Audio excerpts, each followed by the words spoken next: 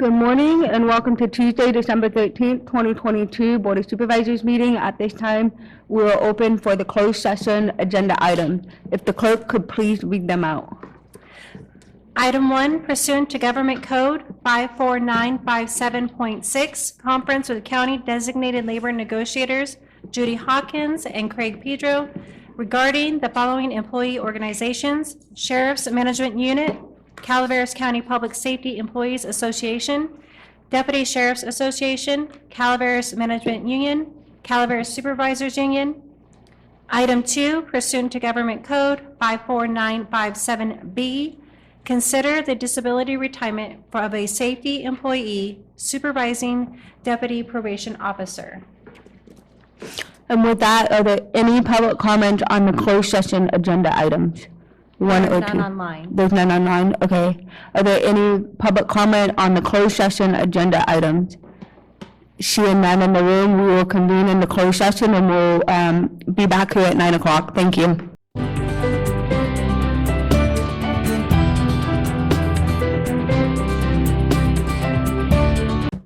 Good morning, everyone, and welcome to the December 13th, 2022 Board of Supervisors meeting. If you could please stand for the pledge. Pledge allegiance to the flag of the United States of America and to the republic for which it stands, one nation, under God, indivisible, with liberty and justice for all. Earlier this morning, we went into closed session. At this time, I will have the clerk read out. Item 1, pursuant to Government Code 54957.6, conference with county designated labor negotiators Judy Hawkins and Craig Pedro regarding the following employee organizations: Sheriff's Management Unit, Calaveras County Public Safety Employees Association, Deputy Sheriff's Association, Calaveras Management Union, Calaveras Supervisors Union. Board action, no reportable action. Item 2, pursuant to Government Code 54957B, consider the disability retirement of a safety employee supervising deputy probation officer. Board action, no reportable action taken. Next, we have staff announcement, and I'm going to start with in the room. Are there any staff announcements for anyone in the room? Where? No one? Do we have any? Okay. Yes, what is that? Hi, Wendy. We are here today just to provide the announcement, good morning board and Madam Chair, sorry, on our grant that we were awarded for the behavioral health new building. And I brought you guys kind of a proposed site with it that you can review. And we were granted $22.6 million in award for our new structure. And I wanted to thank all of the people who helped me get this grant application in, including the probation department. Sam wrote us a letter. We have a letter from CCOE. We had a letter from the CAO's office and from First Five. So with all of that support, I think it really hit home with the states saying we need to do better for our clients. So we're excited for this adventure and appreciate the support that we've received so far. Any questions? Any questions?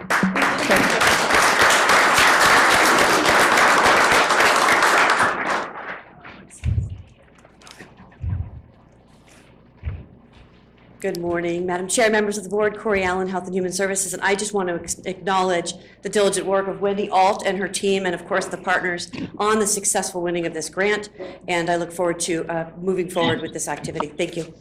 Thank you. Congratulations. Okay, next, do we have any other staff announcements in the room? Seeing none, I'll go over to Zoom. Are there any staff announcements on Zoom? Lisa Medina. There she is. Nothing on? Okay. Hi, Lisa. please. Hello, good morning, everybody. Good morning, Madam Chair and honorable board members. Lisa Medina, Environmental Management Agency. We have several adoptable kitties and pups at our animal shelter right now. Please come and visit us. Several of them can be shown on future PowerPoints. Included in this list of adoptables are 4 guinea pigs. They are very cute and cuddly. We were hoping that Supervisor Callaway could take them home. Animal Services is in need of volunteers, not only to assist with walking dogs, but for routine animal husbandry.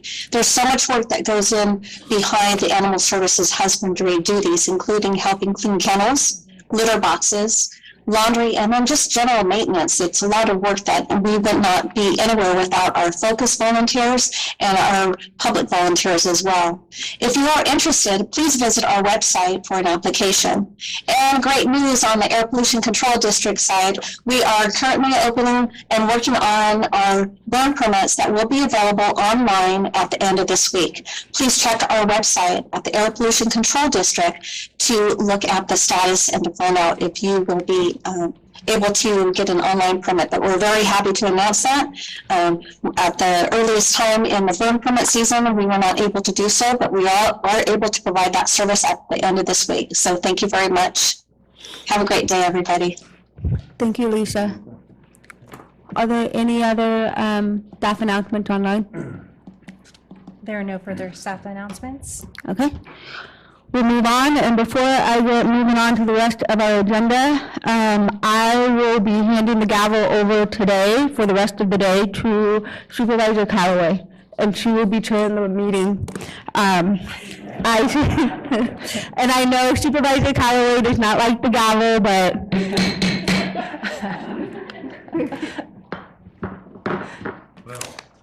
It's not my name, I can't. Marita, I have yours. I have yours at my desk. No. Okay. Amanda, why are you arming her next to me? Next to Jack. you gotta put your mic on. Last time I get to say that, Ms. Callaway. Meeting's still early. It's still early. So it is Chair Callaway today. What's that mean?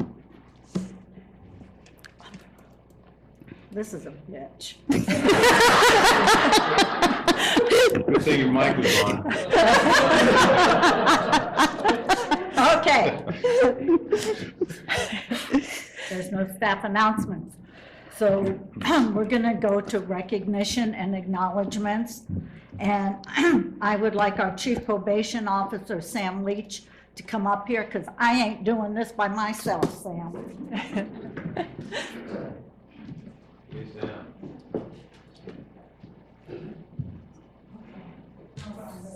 We have to talk to Mike, or I do. We have to bend, and I understand. We look like we're dying. I'm not taking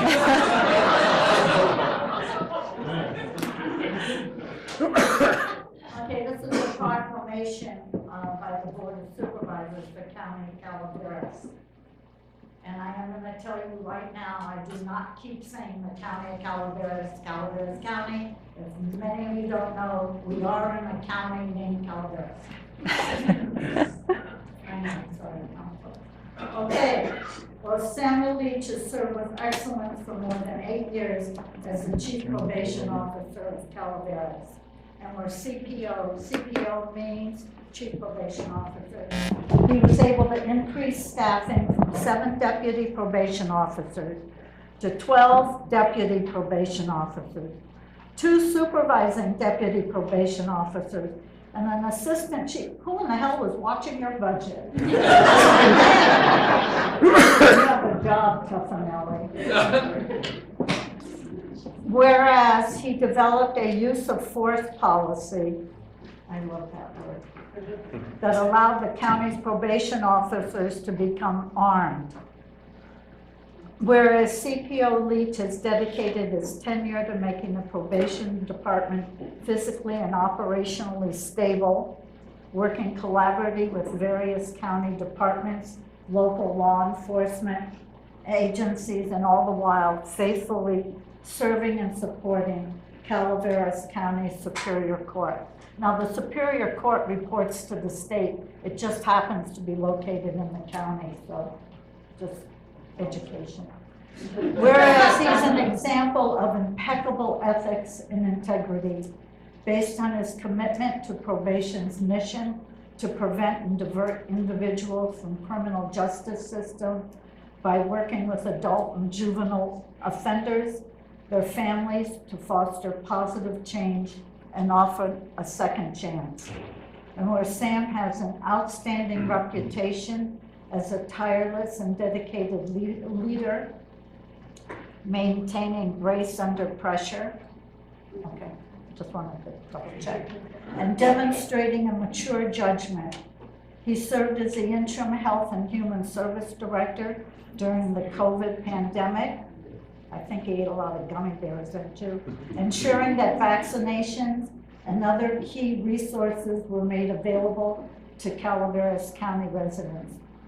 His work with Health and Human Services and the Sheriff's Department brought national recognition to Calaveras through the Stepping Up program, which aimed to reduce the number of mentally ill individuals in the jail. You did an awesome job in Health and Human Services. Thank you, during a very difficult time.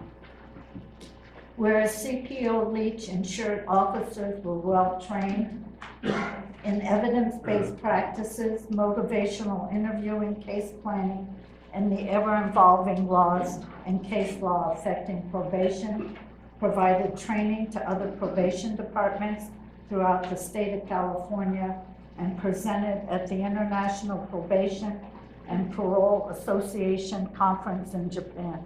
Did we pay for that or did they? Oh, you did. Oh, better yet. Okay.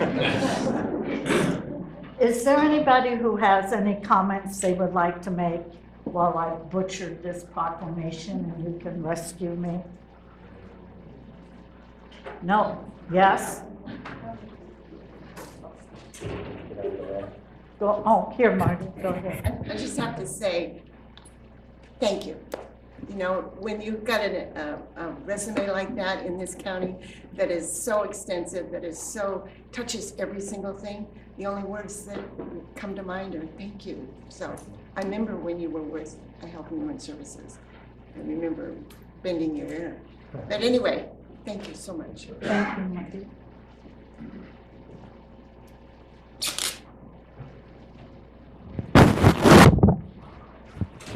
So I have to admit, the first 2 years I was here, we never talked. So it's only been in the last few years I really got to know you, and you are going to be greatly missed. I've enjoyed working through solutions with you. You were very solution-oriented, and you will be missed.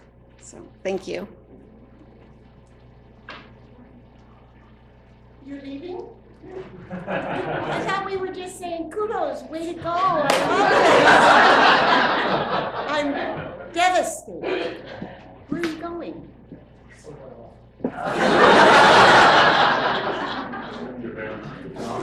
going to Santa Barbara.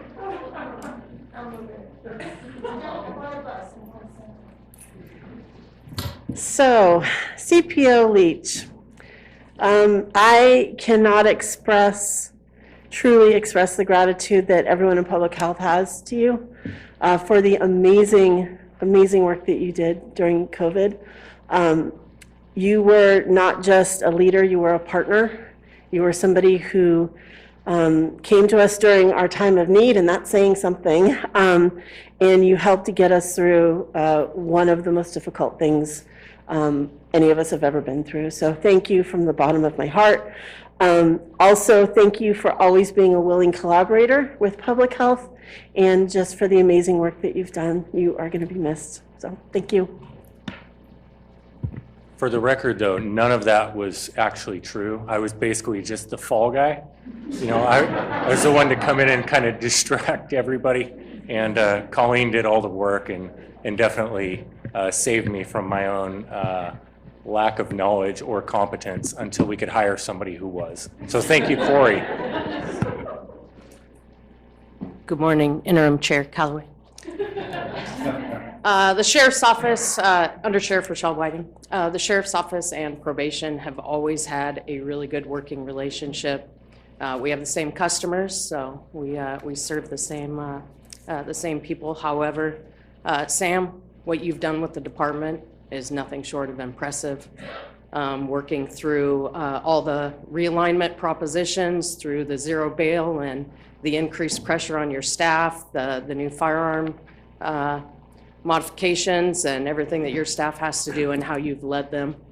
We thank you on behalf of all the men and women in the Sheriff's Office. We enjoy working with you. Good morning.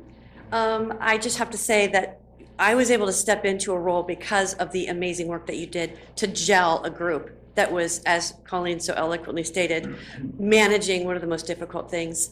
As I've told you before, I studied you, I studied every move you made, and you really set the bar high, and I just have to thank you for the mentorship, the leadership, and the friendship that we've created since then. So good luck on your adventure.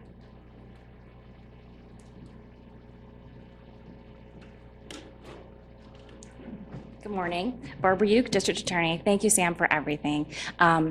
I just want to echo all the comments that were just made. And Marita told me, don't say something serious, say something funny. And so I've been sitting back there thinking, oh my gosh, you know, you've been such so much fun to work with over the last few years. And I'm trying to count how many CPOs I've worked with, and it's more than one hand. And unfortunately, most of all the fun moments and all the humor you've shared with me is stuff that I really can't say in public. So, so I'm sorry, Marita, So whenever Sam calls or texts or emails, I never know what it's gonna be. Sometimes it's really, really bad news, some change in the law or some burden that probation's gonna have that's going to trickle up to my office and kind of make us adjust to what we're doing. But a lot of times it was just something hilarious, some experience, some story. And even when it was bad news, Sam would always try to find some silver lining. So I appreciate everything you've done with probation. From on behalf of my office and my staff, we've enjoyed working with you and watching what you've done with probation. I am too going to look at how he's managed to increase his staffing so much so quietly. But we're going to miss you. We're going to miss working with you. I hope that the next chief is up to the task. She definitely has some big shoes to fill, and that's not just because of the physical shoes, because I'm sure there's a very big difference. But we are going to miss you, and thank you for everything you've done since you've been here. Thanks for what you've brought to our community. Having your family here. We're going to miss seeing you guys around, and I'm going to miss your contribution. Good luck, and don't be a stranger.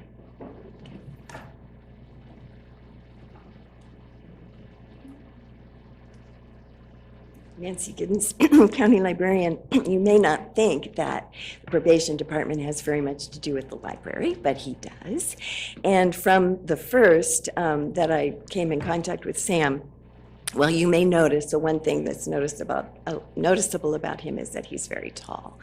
And he stands tall in my book for three main reasons. Number one, one day, you'll never remember this, I'm sure, I was new to the county, new to my job. I was in Marval, just kind of spoken out all the shops that there are in the county.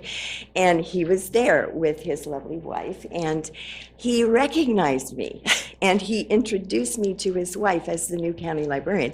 You will never know how much that tiny little thing meant to me. I was new, I was trying to find my way, and you knew who I was. It was just awesome. And then the second thing that he stands tall in my mind about is his relationship with his wonderful daughter. We got to know her through Calaveras Has Talent. She's an extremely talented musician. My husband was a judge in that contest, and I didn't go for the first round, but he said, you've got to come and hear this girl sing. So I went to the second round, and she was amazing. And since then, Sam has been so gracious to share to me all of her high school performances so I could attend and hear her sing again and perform. So I really applaud men who are wonderful fathers to daughters. I just think that's so important, and I will always remember that and value that.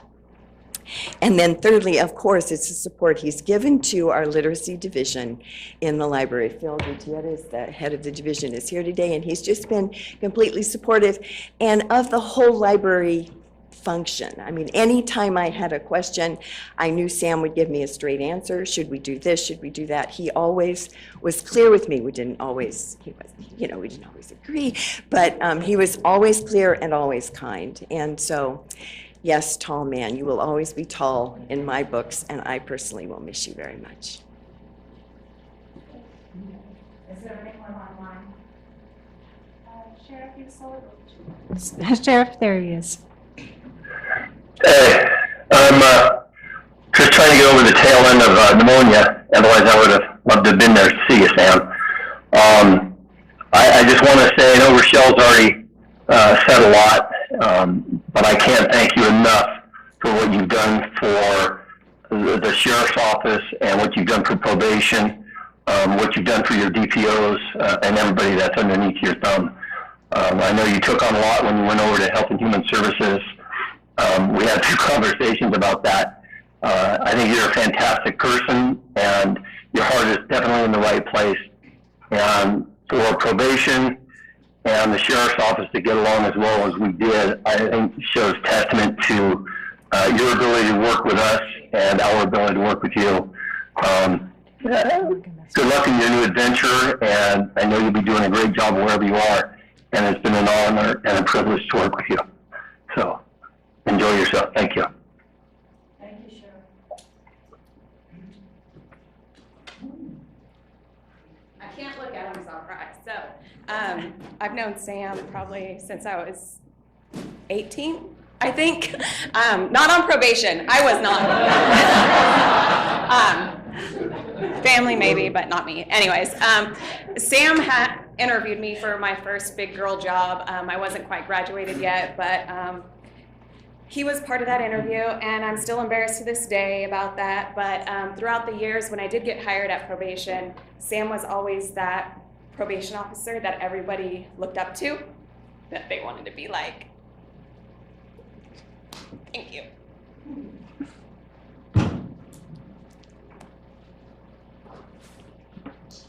It's waterproof mascara. I know I speak on behalf of you. Thank you. You never really, but no, I mean, I can't let you go away. It just is. Now, being a probation officer like him is not just technically knowing and knowing the customers and this, that, but you have to be calm. And he always was that way when he came to the board, and many of mine, and I'm sure my colleagues, actually. So here's a little symbolism.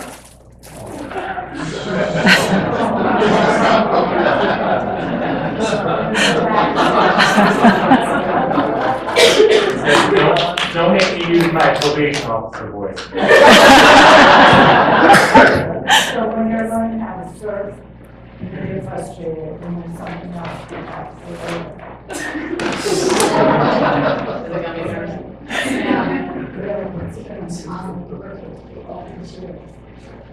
I hope I don't have to declare this on my 700.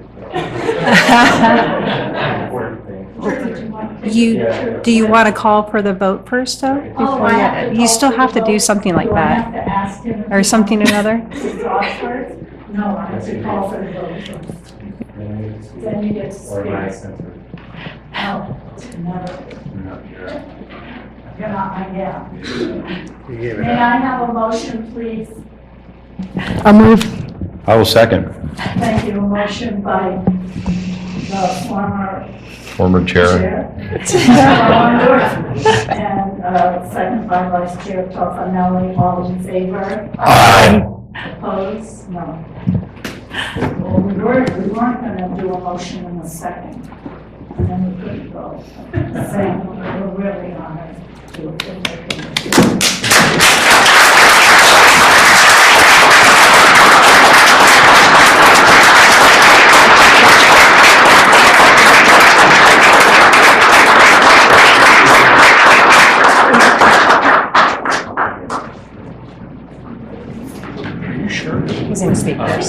Well, I realize there's plenty of people in the room who don't know who I am and have actual work to do. So I'll try to keep it a little bit short, but I just want to say, it feels like a Lifetime Achievement Award up here. It's ridiculous. Thank you for all the love. I feel a little embarrassed, but taken back and loved on my way out. You know, everything is impermanent. I remind myself every morning, you know, of the impermanence of life and just the beautiful adventure I got to have here, coming in the door with, you know, people like Benny Leha and Ryan Miller and Kim Craddock and Tara Johnson, who were here when I got here. And the rest of the officers for the department have been hired since I got here. And, you know, I think we're at a great place now where those folks are perfectly fine without me. It's a great department. There's great people working there from top to bottom, and they're going to carry on. The only permanent thing that comes with me is my wife, Rachel, and Rach, I love you, and appreciate all the support you gave me here. It was a lot to take on. My daughter, Sammy, also. And for all of you department heads that said something nice to me, and the county workforce, and all of you guys at HHS too, special place in my heart. It was only 4.5 months, but man, it felt like 46 years. Yeah. Just to appreciate just all of the kind of unsung heroes over there. You know, Mike's sitting here, there, Sarah. I mean, some of you guys have given me more behind the scenes support that nobody who's never done this kind of work doesn't understand. Judy, Barbara and Rick have been absolutely incredible to me. You know, they could run me out of town any given Tuesday. So, you know, the fact that they trusted me and we're such great partners personally and professionally has just meant, you know, more than I could ever articulate. So to the County of Calaveras and everybody who lives here, it's been my honor to represent you, and just appreciate the love you showed me today. It means a lot, and it'll be a good lasting memory for me to walk away with. And thank you to the board as well. I mean, we've spent a lot of time together, some good, some bad. For the record, to clarify on the budget, actually still spending less general fund money than we were back in the late 2000s. So what we've done is we have, you know, done some good work on the front of what our prison revocation rates are, and because of that, we get incentivized by the state. And we've built up our reserves. So we've gone from having about $800,000 in reserves when we got here to, I think, around $6 million now. And that gets us through the rough times. But it also means that I don't have to come to the county and ask you guys for money around every corner. So we're proud of the work we've done here, and it's not because of any, you know, amazing magic we did. It's because of, you know, people like Lindy and Savannah and Kelly and Jeanette, and just some of the officers I didn't name that are in this room, Haley. You know, these guys have bought into the vision of, yes, we hold people accountable, but we're mostly focused on how we create opportunities for people and how we help them move forward in life. And it's the balance between those two things and the difficulties of harmonizing those opposing truths, of keeping the community safe while also, you know, helping people grow and change, and people that not everybody can stand to work with. And that's the beauty of what we do. That's why I'm forever a fan of all of you that still do real work, unlike myself, because it's not something everybody can do. And I wish you guys all the best. I love you, and you guys are a part of me walking away from here. So thank you.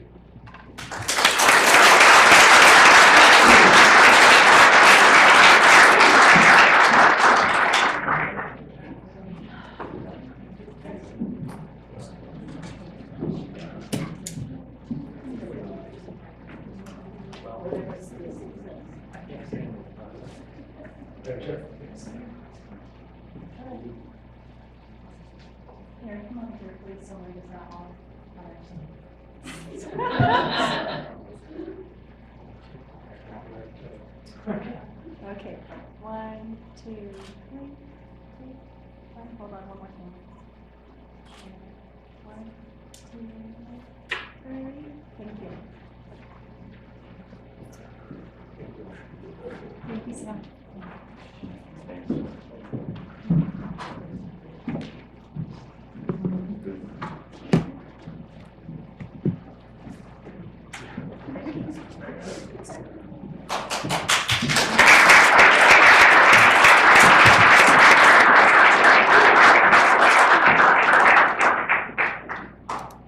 like to move to public comments. If anyone has anything they'd like to say that is not on the agenda and is under the purview of the board, please come up now. You have 3 minutes and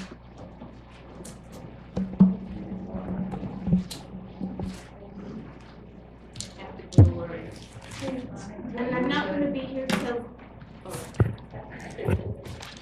Marita, I'm not going to be here to honor you at the end of the program today, so could you please come up and accept some of my cannabis wine? And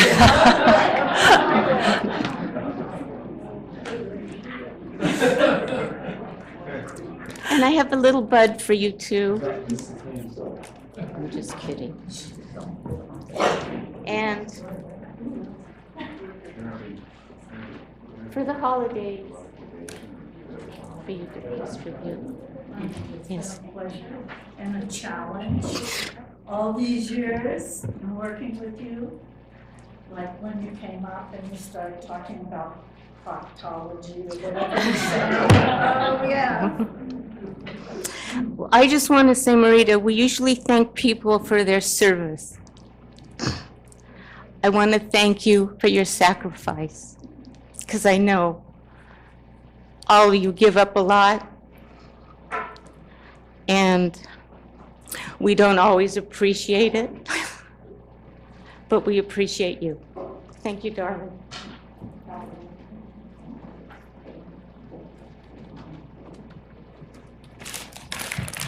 Oh, I have to go to work so I can earn enough money to pay taxes so you guys can have all your salaries.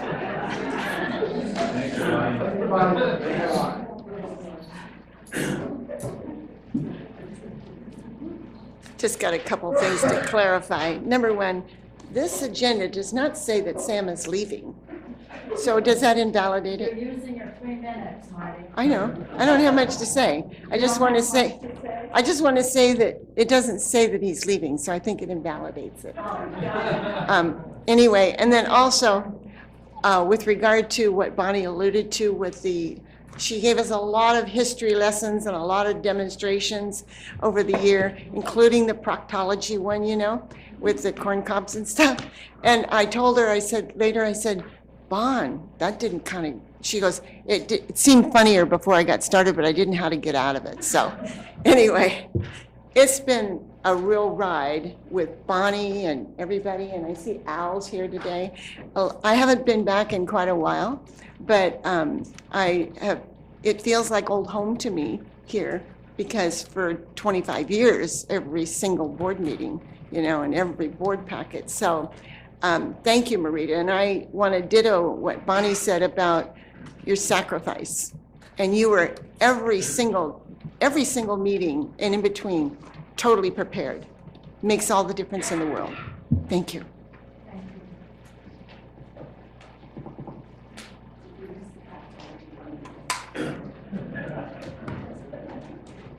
Well, good morning, Board of Supervisors.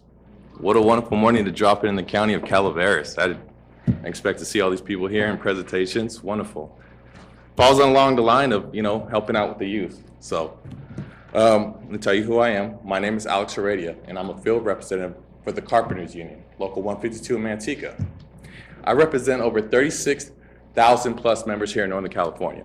And I'm here this morning to tell you that 125 of those members live right here in Calaveras County.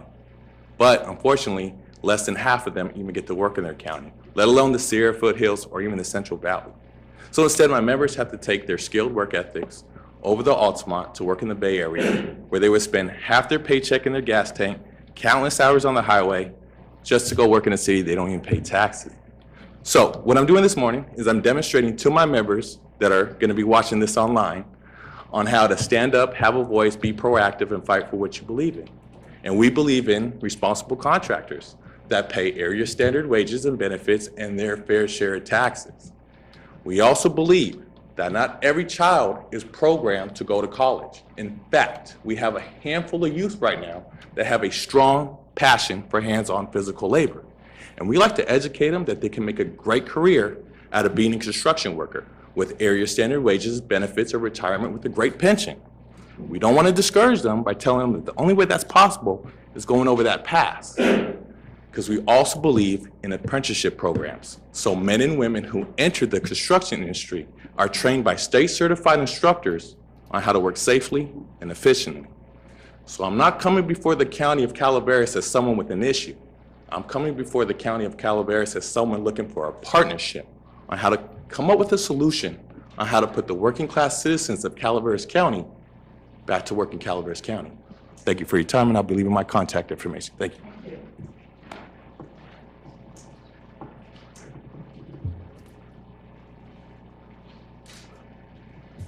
Good morning, members of the board. My name is Mitchell Vinciguerra, and I'm a fourth-generation resident of Amador County. I'm a millwright by trade and have been a member of the United Brotherhood of Carpenters for 10 years. Currently, I'm also a field representative of Local 152 in Manteca. I started out as a laborer at the mill in Martel. I worked my way to a machine operator position, various forklift jobs, and was eventually accepted into the maintenance apprenticeship program. My training and education was 100% provided for, and I journeyed out of my apprenticeship in 2020. The Carpenters Union has provided my family an opportunity to purchase a home. It provides well enough that my wife does not need to work and we can live comfortably on one income, and one day I'll be able to retire with dignity. I hope we can provide apprenticeship opportunities for others in our community. Because of increased wages and lack of student debt, construction apprenticeships can be a better option for many young people than the traditional undergraduate program. Construction apprenticeship programs are a proven escalator to the middle class, training tens of thousands of California residents every year at no cost to taxpayers. As more and more construction workers are forced into mega commutes, local hire policies can help bring stability to families and the community, ensuring workers can spend time with their families and participate in civic and community life instead of spending 4 hours per day in traffic. Local hire also helps to ensure that money generated by new development stays in our community in the form of sales tax and property tax revenues. I hope you agree we should all strive to make sure we have responsible contractors in our area. Contractors who pay area standard wages so the workers can afford to live in the communities they build. Contractors who have apprenticeship programs so the next generation of residents can climb the ladder to success while also creating a pool of skilled labor in our area to work on future projects. Contractors who provide their employees with health care benefits so our families, friends, and neighbors who work in the trades are not reliant on emergency rooms, taxing an already overburdened medical system in our community. And lastly, contractors who pay their fair share of taxes and don't cheat the system. Thank you for your time and consideration. I look forward to having a meaningful conversation with each of you on how we can improve our community for everybody. Thank you. Good morning. I'm Debbie Beaufort. I'm the chair of Focus. Sorry.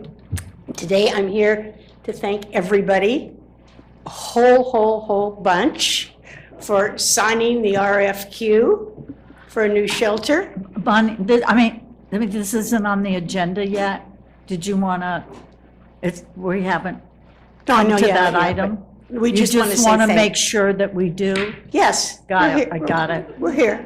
We're watching. That's all right, hey. We know you've you're, got me. we know I you're vote. splitting after all your work. But my second thank you is to Supervisor Follendorf and Callaway for donating money to Focus. And we had a huge, big party for all the supervisors. The supervisors, we should have had, I guess. No, for the volunteers. That's the first big volunteer party ever in the 20 years I've been volunteering at this shelter. And then my last thank you is to Marita Callaway for her entire life on the board and supporting the shelter and supporting the idea of a new shelter. And I'm absolutely thrilled to death that she gets to see it happening before she leaves. And maybe we should consider calling it the Marita Callaway Shelter. So think about that, people. She has worked tirelessly. So thank you very, very much. This is not just from me personally, but from all of Focus and all the volunteers that are up there walking dogs right now. So Well, they could bring the dogs in the room. Do you know? Do you remember when I brought Dixie in the room? Yes. Dixie the Dalmatian. Yes. Remember? I don't know if The Gary dogs would- are all huge. All the dogs. We've been full, the shelter has been full since January 1 of this year. We have been totally full, and they're all big dogs. Right now, we have 6 huskies. We've had 6 huskies, I think, almost all year. Luckily, Sarah came by and got a dog from us, so she helped. Well, I think I saw Lisa Medina in the room. She's good at adopting dogs. Our council's good at adopting dogs. Yes, everybody. But thank you very, very much, Thank you. Rita, and good luck. Thank you. Are there any other public comments? Yes. Good morning, Chair people. Terry Strange. Marita, thank you for your service to the board and the county. Congratulations. Sam, thank you so much for everything you've done for the county, and good luck in your future. It was enjoyable back in the youth basketball days, watching your daughter and my daughter play together, and the relationship that they've built is really special. Now they're a lot smarter and more accomplished than we are. That's true, and much taller, for sure. I'm here today to kind of plant a seed in relationship to opportunities within the cannabis tourism opportunity. And when I speak of that, I'm not trying to, or to let you know anyway, I've been working with Planning Director Elliott, a little bit of the CAO, and the intent is to provide a study session to the board so that you understand the opportunities that is up and coming within the cannabis industry. We're not trying to reinvent the wheel. We're trying to mimic and copy other programs in other counties within the state. But in particular, I've been working with a couple of other cultivators, and what personally we're trying to do is enhance the kind of value-added opportunities. If we don't do something with the cannabis industry in this county, there'll be very little left. And I notice on the consent agenda, the continued reduction of the sales tax, or the property tax, grow tax, is very much appreciated. But at the same time, you will see this year a continued number of farms that pull out of the industry based upon economic challenges. Those challenges throughout this state is significant.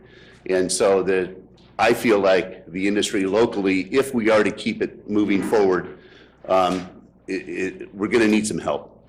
And the cannabis tourism, canna tourism, is one of the significant opportunities to increase value. Not only that, but also increase TOT revenues to the county and many other opportunities. So we're looking basically like, allowing farm tours, farm stays and things like that are focused on education. Me personally, my intent is to develop a cannabis education and tasting facility to educate those folks that currently have a commitment or are from therapeutics or pain relief, the opioids, the alcohol.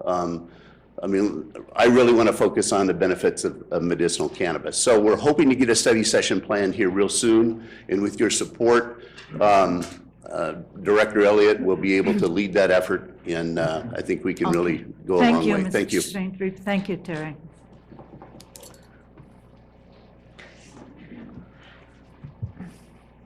Oh, wow.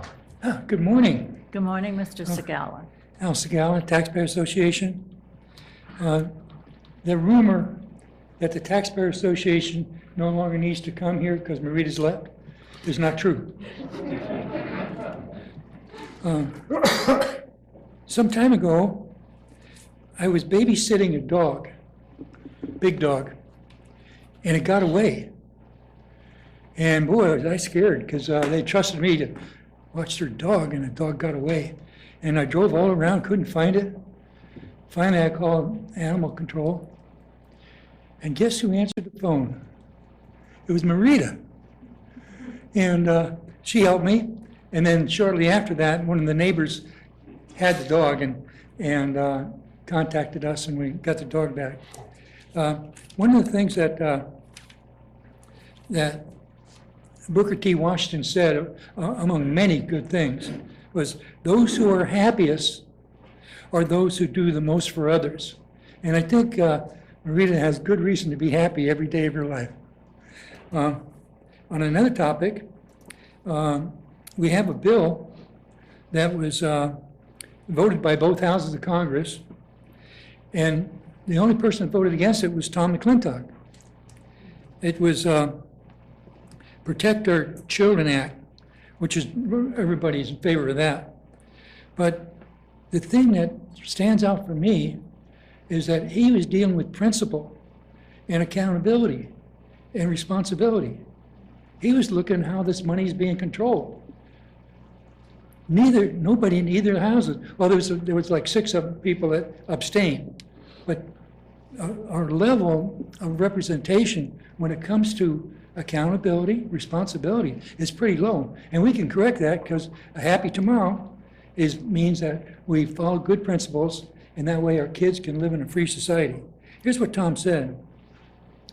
In a statement on his website, McClintock explained that he voted against the legislation because of concerns on how the $60 million to fund the program for the next 2 years would be spent. Although the cause is vitally important, as with most grant programs, there is no independent audit of the effectiveness. My observation is that much grant money disappears into the salaries of various groups and agencies who will write glowing reports of their work and apply for more grants next year. McClintock stated that the grants have become the federal government's 3rd largest expenditure behind only Social Security and national defense. Thank you, Mr. Segala. We appreciate that. Any other public comments, items not on the agenda? I have one item I'd like to have moved from the consent agenda. I'll get to that Okay. after public comment. And then, I'll give you, I will go to consent and we Okay. will pull the item. on another issue, the same issue I was here last time about, I think that moving forward, the new board next year really needs to take a hard look at defending the rights and the lives of the citizens of Calaveras County. And you got to buckle up, get some grant money, spend more money, because the sheriff's department in this county is extremely underfunded on a comparative basis from other agencies and other things. The world is getting to be a more dangerous place, okay? We are having law enforcement officers being shot at. That didn't happen 30 years ago. You had a young officer that got shot, not this last May, but the following May, and no reflection on Sam, but that was somebody that our great governor decided to let out after 1 year of serving a 6-year term. He was on probation. He went and illegally got a firearm. He used that firearm illegally to go out and shoot one of the employees of Calaveras County, okay? He's no longer with us. Some other officers at Calaveras County sent him to be judged by his almighty father. You also recently had a situation where a gentleman wasn't coping with life too well, was up on some charges, firearm charges, and decided that it would be a good idea to shoot the one remaining one that he kept, or one of the remaining ones that he kept, at 2 a.m. in the morning. Never guess what? That concerned some of the neighbors. They called out Calaveras County Sheriff's Department, and that patrol unit that rolled up there, it looked like a pretty nice target, so he started shooting at that. I guess evidently some relative was in the garage with him. The Sheriff's Department was very patient. They got that person out of there. They waited till daylight. They tried to get him to come out. He had a option on his Glock handgun, evidently, that he used to fire more rapidly. He came out of the unit, his garage again, firing at the Bearcat, and the Sheriff's Department and Sheriff's deputies in the Sheriff's Department had no choice but to help him go greet his Heavenly Father also. And we're in times that things are more and more serious, and I think the board moving forward has to say, what are we going to do to properly finance the sheriff's departments? I pointed out some things I thought. Deputies in 2 cars, not keeping your cars so long, and some other items. It's up to you, but really, it needs to be taken as one of the most serious issues out there. Citizens shouldn't have to use a firearm to run people out of their house that keep getting let out of jail. Thank you. Are there any other public comments?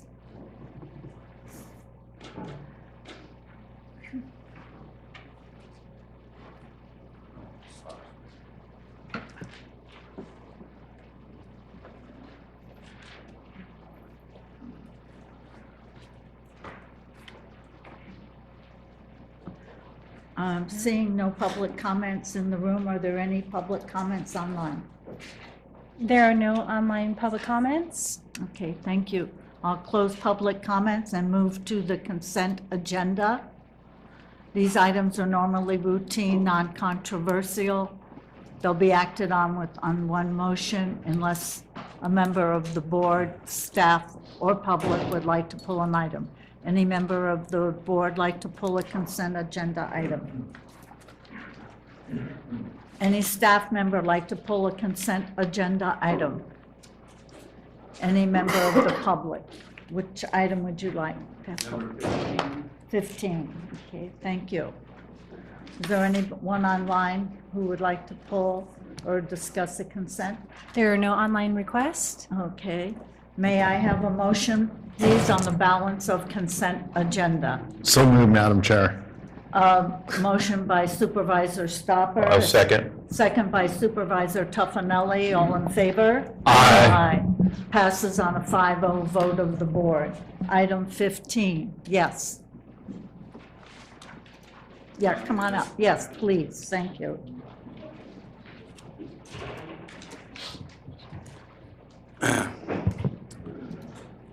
Not this last May, but the May before that, we sold a piece of property, the shopping center at Novi Way. The gentleman that purchased it evidently was unsure of where the property markers and the survey stakes were on that property. And he thought he owned, or he claims he thought he owned, more than he actually bought. I installed a fence, and that fence is on our property. I had it put 3 inches inside our property line. And he is claiming, and at first he had his property manager call the sheriff's department and claim that we were violating the law and that I specifically had moved survey markers. Last time I checked, moving survey markers is a felony. I do not take kindly to people accusing me of felonies. There's been various letters that his attorney has written back and forth to us in regards to her threat of a pending lawsuit against us. The first one, she said she was going to take us to federal court. Now, as far as I'm concerned, she's probably going to the wrong courthouse. We didn't discriminate against this gentleman anyway. There's no federal law putting up a fence on our property. However, through his complaining, he got the pulse of the county, let's say, and the fire department. And somebody is believing that there's something called a fire equipment apparatus easement in the area where our fence is. Okay. I have explained to his attorney, I have explained to him, I've explained to your staff that I'm not aware of such an easement. Now, at this point in my life, I know a lot of stuff. There's a lot of other stuff, even more than that I don't know. And unfortunately, I can speak as eloquently about the stuff I don't know as the stuff I know. And of late, I have trouble separating what I do know and don't know. Anyway, but I'm pretty sure that no easement exists. I have requested his attorney to send me a copy of the easement. Recently wrote a letter to the fire department saying, send me a copy of the easement. They haven't. Instead, they're moving ahead, your staff is moving ahead with trying to destroy our property by tearing down our fence. I will give you each a copy of my latest letter to his attorney so that you understand real clearly my position. We're not giving away any free property. You bought what you bought. You didn't buy something else. I've written the fire department and said, hey, if I'm wrong, send me a copy of the easement, send me a copy of the map that leads you to believe that there is a fire equipment access road in this location. There is not. Novi Plaza. Mr. Myers? Yes. Your time is up. Okay. Here, you can pass that out. There's not all my documentation, but just the latest letter I wrote to his attorney. Okay. My goal is to try to keep. Thank you. Mr. Oliver, is there anything that you would like to say before the board decides on any action they wish to take? Yes, thank you, currently, Madam Chair. Doug Oliver, Chief Building Official. We agree with Mr. Myers on his points. His citation is not for any of those items. Now, the fire apparatus access road that is cited, excuse me, is in no relation to any civil agreements or purchase agreements or any legal right-of-ways or easements on the property. That fire apparatus access road is a built structure. We're not saying that he can't have a fence line on his property. What we are saying is that there is a fire apparatus access road that was part of the development of that parcel that serves one entire side of the building that he did sell.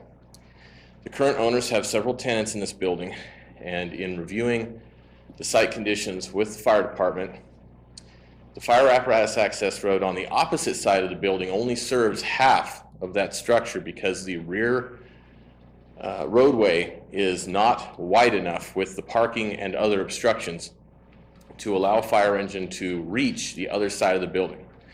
Therefore, the paved structure that is a roadway on the site in question has to serve as the fire apparatus access road in order for a fire engine or other equipment or personnel to access half of the rear of the building, serving multiple suites, including access to the propane system and access to other services. Because this is a fire code, and at one time it was not obstructed, it was not a violation, because the fence was put there, while technically legal to put a fence on his property line, it does violate the fire code.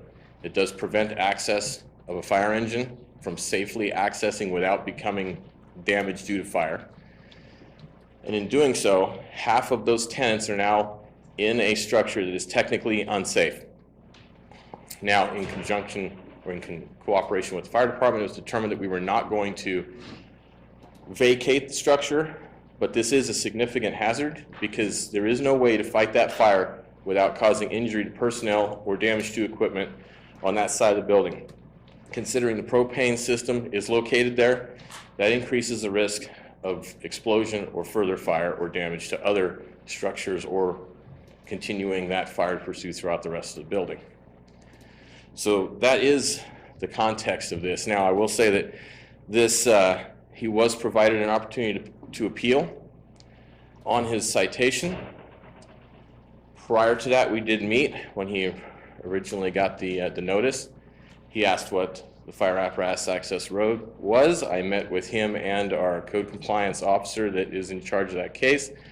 I provided him copies of the fire code. We tried to explain that this was the matter, had nothing to do with easements. He said he would think about it and he would respond. He did not appeal. So he doesn't have any administrative rights currently.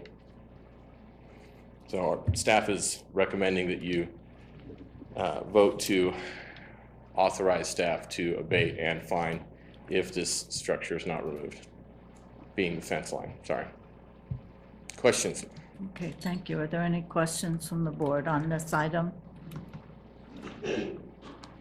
So you did meet with Guy and you went over it, and this is prior to the issue of the citation? It was in response to the citation. So it prior was to in his- his response to the citation, so he'd already been cited? Yes. And so you met with him, and you told him he had a certain amount of time to appeal, whatever that was, 30 days or whatever it is to appeal? I don't believe we discussed the appeal at that meeting, but it is on the notice that he had 15 days to appeal. He had 15 days to appeal, and Yes, there was we no... discussed the matter of the fire access. And there was no appeal. You're saying he did not appeal it, so it's past the time. Correct, sir. And then when this shopping center area was developed and the plans were submitted and approved through planning and the building department, that easement, did it show that it was on 2 different APNs? So to be clear, there is no easement in that location. In Well, reviewing if it's on 2 different APNs, there is a roadway that was constructed that splits the parcel line, but there's no easement. There's no legal right-of-way or easement. There's simply a paved roadway that serves as a fire apparatus access road. let me restructure my question. For approval of that construction development, that fire lane had to be there, correct, for approval? The fire lane had to be there for approval, yes. And it was showing on 2 different APMs? Correct, sir. At the time for approval? Yes, sir. And there was no easement for that approval because it was on a separate APN other than the development itself in order to meet the requirements for the fire lane? I guess to clarify, at the time that the development happened, all parcels were owned by one person. It's that you can't deed an easement to yourself, but it is all owned by one entity. And so an easement or a right-of-way was not necessary in order to approve any of the development there. Okay, I just being the center of 2 APNs, we have another situation in a different area in the county going on right now because of a building issue permits on 2 different APNs, even though they're owned by the same person. Here, now we have a situation where it was sold and now it isn't owned, the whole thing isn't owned by 2 different people. Correct. So, just going forward, I think maybe if this situation happens again when it goes through planning or building, that we do something that shows that there's 2 different APMs, even though they're owned by one person, because at any time they could sell the different lot, and then we end up in a different situation, like we're. Agreed, sir. And in fact, we've between the planning director and myself, we've talked about making sure that there is a condition related to fire access whenever we see one on these types of projects, yes. Okay. All right, thank you. You're welcome. Are there any other questions or comments on this issue? Can I respond or not respond to some of the inaccuracy just mentioned? No, Mr. Myers, you had your opportunity. You had your opportunity at an appeal. You need to read carefully before you make this decision, the correspondence between your staff. Okay, I'm fine, thank you very much. Mr. Myers, thank you. Is there anything else? Mr. I have nothing. Oliver?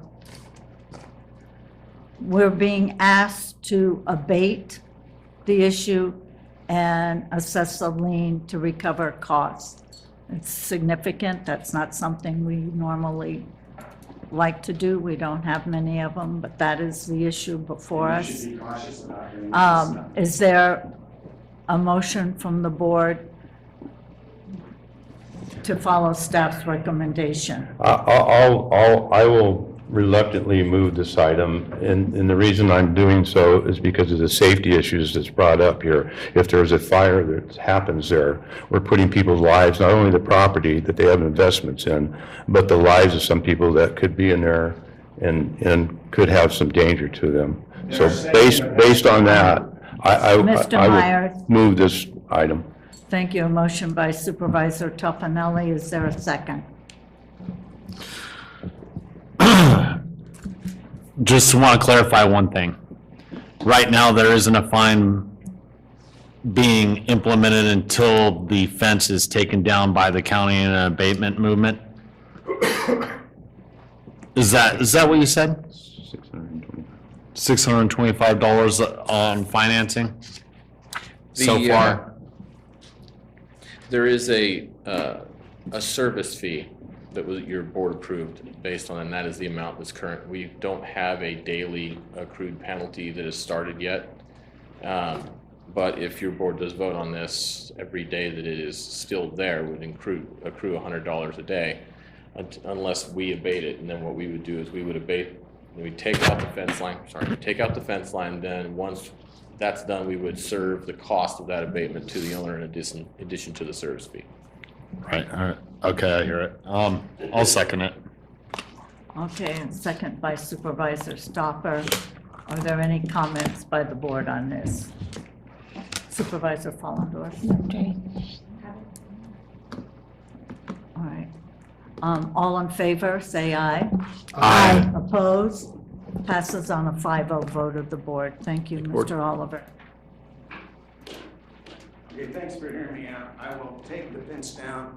I will put up some other type of barrier to keep the other gentleman from using my property. You need to carefully read the correspondence between your staff and the other gentleman. You need to carefully read that. Okay, you need to read it.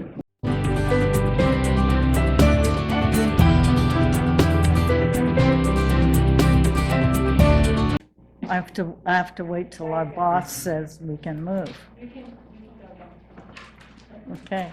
I'm going to use chair prerogative. I'm going to take item 28 and 29 and then go back to item 24, 25, et cetera. Item 28. Madam Clerk, thank you. Item 28, action item from the Administrative Office. 1, adopt a request for qualifications 22-1040-10-906 for the agricultural and engineering services for the Calaveras County Animal Shelter. 2, authorize a purchasing agent to incorporate any minor edits to the request for qualifications. And 3, authorize a purchasing agent to solicit qualifications for agricultural and engineering services. I just need to start out with the public comment. I was not leaving this board until this item came before my colleagues. And I can now leave smiling. I am so excited about this, but, you know, we're not supposed to say how we're going to vote till after it's over, but this vote's been 30 years in the making, so. Mr. CEO. Just seeing if someone wanted to get up, and I'm getting the look. Yeah. I want the person that did all the hard work on this present this item for you. Thank you, Jamie. Jamie, would you like to come here? No. Okay. Thanks. Sure. I'm not really sure what to say other than there was a lot of hard work and a lot of support that went into this document, and we are really excited to get this project moving forward, and it's just the next step in getting a brand new building for our animals. Thank you. Yeah. Oh, did the board have any questions or comments? I've got a bunch of questions I want to ask about this. Mary. Yeah, well, give it a rest. Okay, fine. Are there any public comments on this item?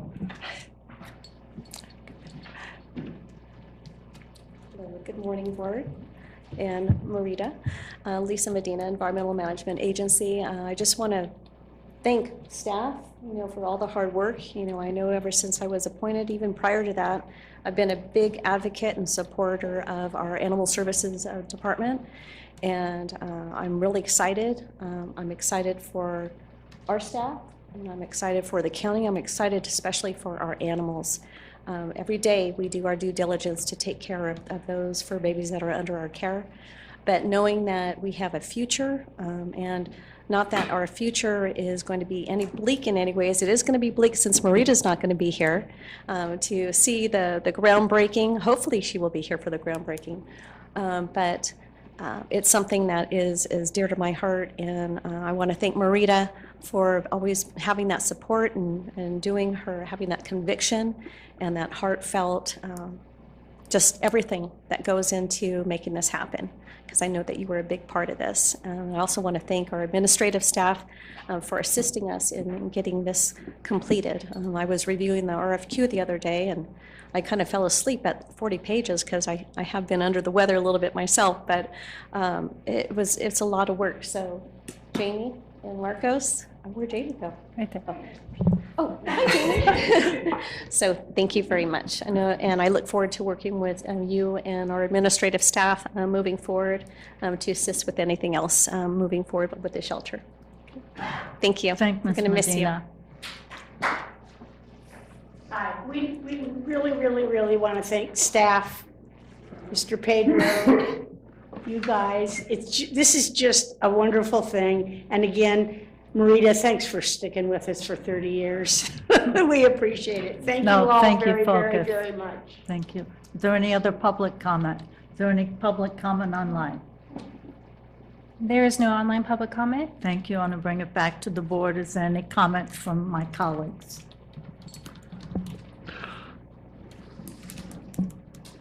Mr. Stopper, you are at a loss for words. Oh my, please still my heart, really.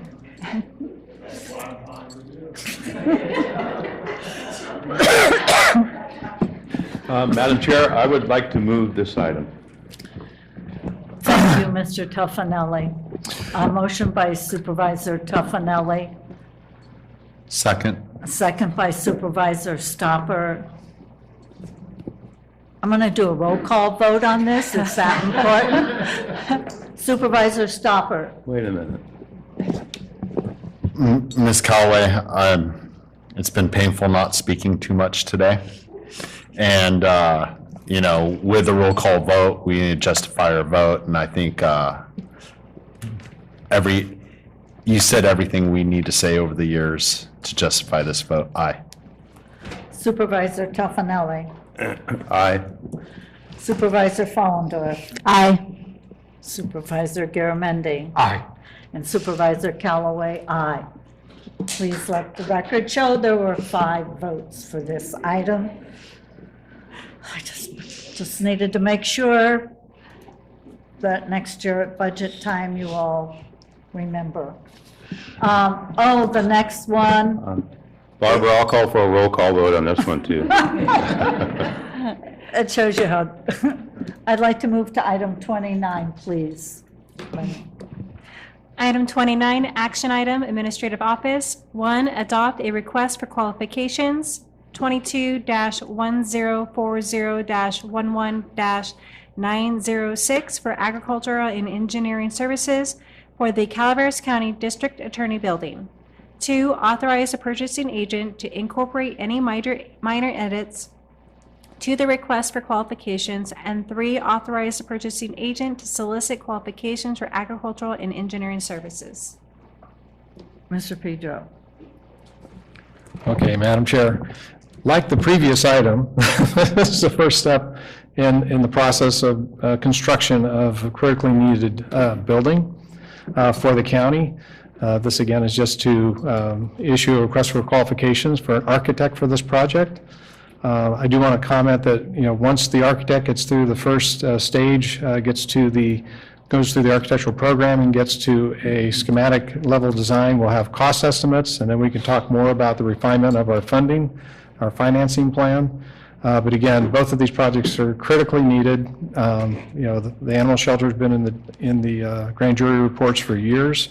And also our district attorney, I am amazed with her patience and diligence and how adept she's been at making her current facilities work for so long. And this project's sorely needed. Okay. Are there any questions of our Chief Executive Officer on this? Are there any public comments or staff comments on this?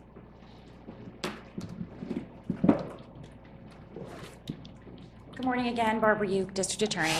So I want to say thank you very much to the board for your support and to admin and admin staff for pushing this forward. I think this is a testament to the fact that whining apparently does work. You know, I do feel like maybe some of this is because you're tired of hearing about me complain, and so I'll own that. That's fine. And I want to thank my staff especially for their flexibility in all that we have done to make our accommodations work, having to shift everybody, meeting with different needs. And I'm looking forward to working on this project. It's nice to be finally taking this first step. It has been a long time coming, so just thank you very much. Oh, and Marita, I want to officially invite you to our grand opening. We will have ice cream in the freezer for you. I'm in.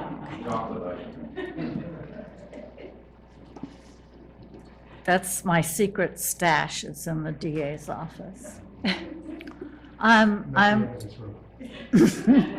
I'm also going to, as long as it's my last board meeting, I want to go to item 25. We should do a motion. Oh, but Barbara didn't bring me any ice cream. So. Are we doing roll call on this, Supervisor Teffanelli? Yes, I would ask for a roll call vote, All Madam right, Chair. we'll do a roll call vote on this. We need a motion. If you mind, Dang, if you don't it's been a mind. while. I'm a bit rusty. I'm sorry, Mr. Stopper. You know, as with Adam, the animal shelter and the DA's building, a lot of the health of the employees, you know, on how, and, you know, their morale on how they do things and everything goes to their work environment. And we appreciate that, you know, the DA's office has been able to do what they have with what they have this far. And with that, I would be happy to make a motion. Thank you, Supervisor Stopper. And the second, please.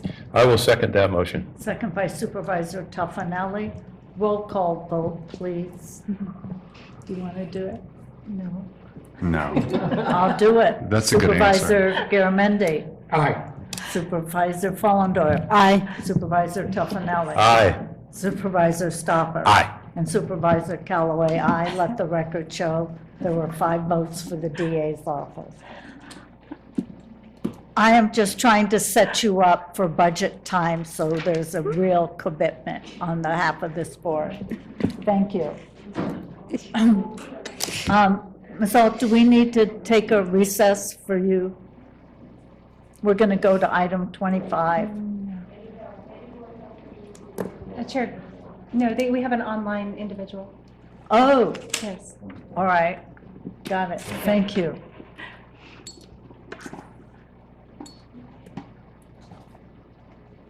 Okay, could you please read the item? Are we, I'm sorry, 24 or 25? 25. 25, okay. Behavioral health. Okay, so item 25, informational item, behavioral health services, mental health program. Receive an informational update regarding Calaveras County mental health, clinical services, and potential facility partnership. Good morning, Good morning, Dr. Smart. Madam Chair, County Supervisors, County staff. I think there's a PowerPoint that goes with this. We weren't, that's generally the office that shares that. I'm sorry. That's okay, we can do it without the PowerPoint. Never trust a PowerPoint.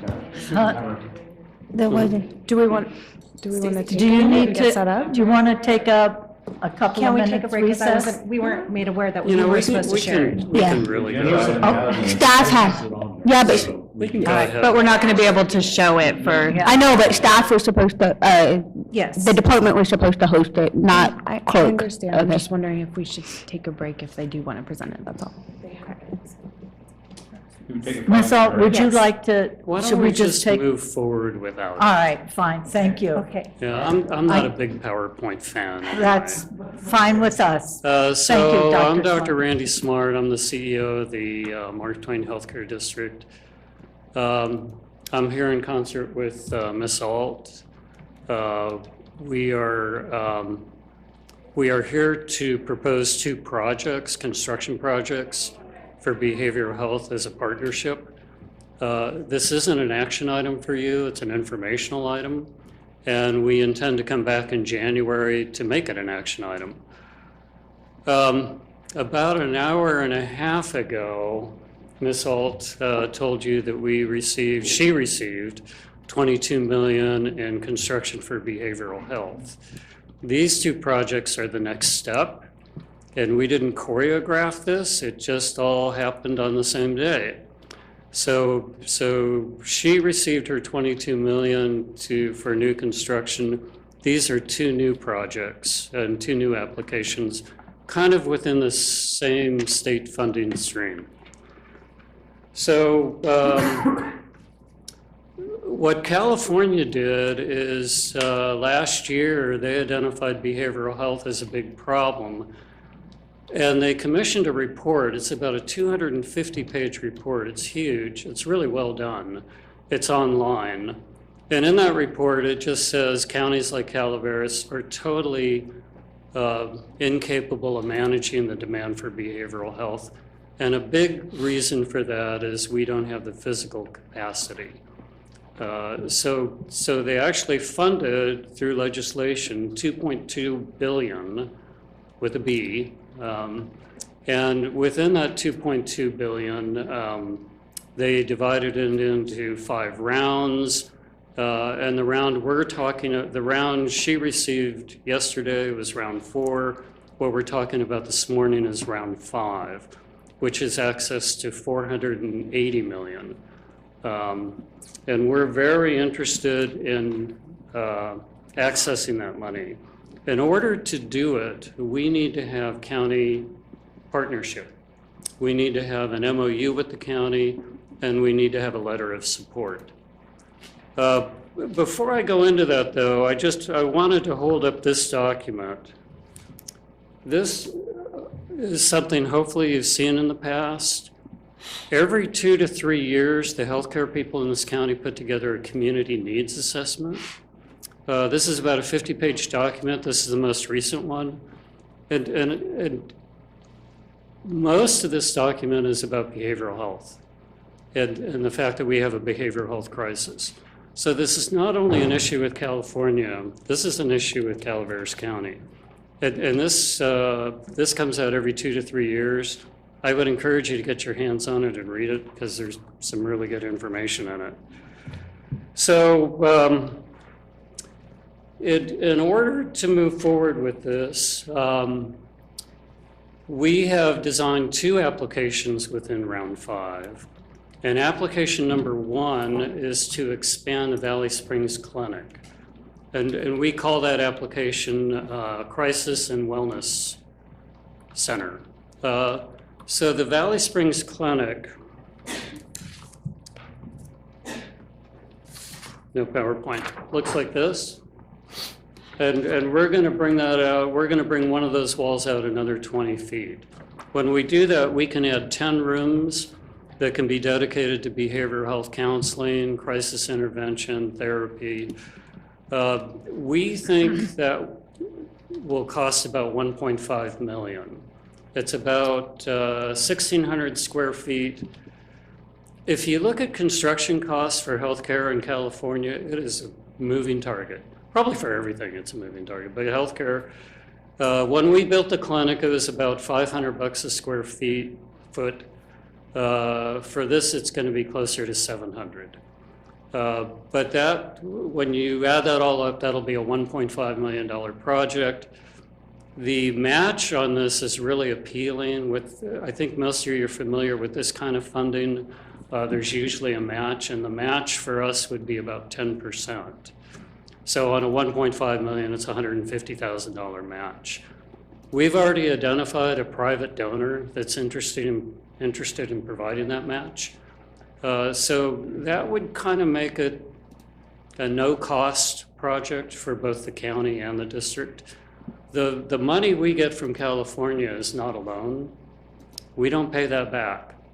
So they give us the $1.5 million, like the $22 million. We provide the match, which is through a private donor. And at the end of the day, there's very little cost for us. But what is key is having an MOU with the county and having a letter of support. That project is, I met with my board 2 weeks ago, and they've agreed to proceed with the project. They also agreed to fund all the pre-application costs. We think the pre-application costs are going to be about $120,000, and they've already allocated the money to do that. This is for architectural work, engineering work, developing a pro forma. Those things have to be done in order to have an application. So the district has already funded the pre-application costs. Project number 2 would be a new building entirely. It would be on the Valley Springs campus. I call it a campus because I think of it as a healthcare campus. But it would be a standalone building co-located with the clinic. That standalone building would be about 12,000 square feet. And the 12,000 square feet would be dedicated to crisis intervention and behavioral health intervention. So it would be really about preventing a lot of the mental health problems we see in this county, providing real-time crisis intervention, providing counseling, providing substance use therapy. So that building would serve as a center in the west end of the county in partnership with behavioral health to help people that need help. That project would be a $15 million project. That's my guess. I haven't got an exact budget yet from the architects, but I'm guessing, and based on her $22 million, I'm guessing it's going to be about a $15 million project. Therefore, the match would be $1.5 million. And I am fairly certain that $1.5 million would just simply kind of come out of our district reserves. It would not come out of the county. Or the land. Yeah, you could also provide, although the land doesn't appraise for a whole lot, it was kind of a surprise. But yeah, the match could also be provided in the cost of the land. So, we would like to move forward with both those applications. We have an interview with the state folks tomorrow on the 14th. We have a lot of people moving on this right now. We have an application deadline of the 17th of January. And these applications, to her credit, are like 34, 35 pages. These are not small applications. Lots of narratives, lots of budgeting, lots of data entry. So we have a deadline of the 17th of January. We think we can make it with both applications. In fact, I know we will. And then I'm fairly optimistic that we will get the money, certainly on project 1, probably on project 2. I already have commitments from the tribes to support this, and having tribe support is huge down in Sacramento. These applications are scored, if you will. Having your partnership gets us a higher score. The tribes get us a higher score. The stage of development gets us a higher score. So the higher the score, the better. And so we feel pretty optimistic about this. And we would like to bring it back in January for your approval and action. Did I miss something? I don't think so. I probably Are there missed any something. board This will questions? not affect the previous rounds. So we did also receive round 1, which is the Crisis Mobile Unit grant. We are in the process of still implementing that and getting the funds for that in that process. And then with the round 4, it will not be affected either. So submitting more applications does not change. And they would be the carrier, and we would just be in support depending on how it works out, if it was option 1 or option 2. It doesn't tie us to anything of saying, hey, you have to have somebody here or you'll owe money back. We would just work that out on what works for the community. We decided Valley Springs because the higher number of crisis calls and individuals in both areas are in Valley Springs. So that was one of the determining factors, and we're excited about it, especially with CalAIM. I don't know if you guys know a lot about CalAIM, but it's no wrong door, so individuals wherever they go for service should receive that treatment. And so we work in Calaveras County with the severely mental health Medi-Cal, but at the Valley Springs Wellness Center, it's more the mild to moderate. So in this way, whoever walks through that door could still receive the help instead of saying, oh, by the way, nope, you need to go over there. We would just have a better partnership. Also with Care Court coming out, we as behavioral health could be tasked with making sure a client has a full range of services, not just behavioral health or substance abuse treatment, which having the partnership with the Wellness Center will help us allow those clients to have access to whether it's doctors or prescriptions in county, whatever that looks like for them as well. So it just provides more of an opportunity. So if you think about this, there's 3 projects. The one behavioral health just was awarded, the $22 million, and these 2 new projects. They're in no way competing projects, they're complementary projects. These are stages in providing behavioral health for this county. So they're complementary, they would be integrated, and it would be, I can't tell you what the demand is. I don't know how close you all are to this topic, but right now in my clinic, behavioral health is booked out to April. In the hospital, I don't know if you know the 5150 story, but I mean, most of the 5150s are spending 3 days in the emergency room. We can prevent that. Not all of it, but some of it. We can intervene, and we should. I mean, it's our community. Are there any board questions or comments? Mr. Garman. Thank you very much, Madam Chair.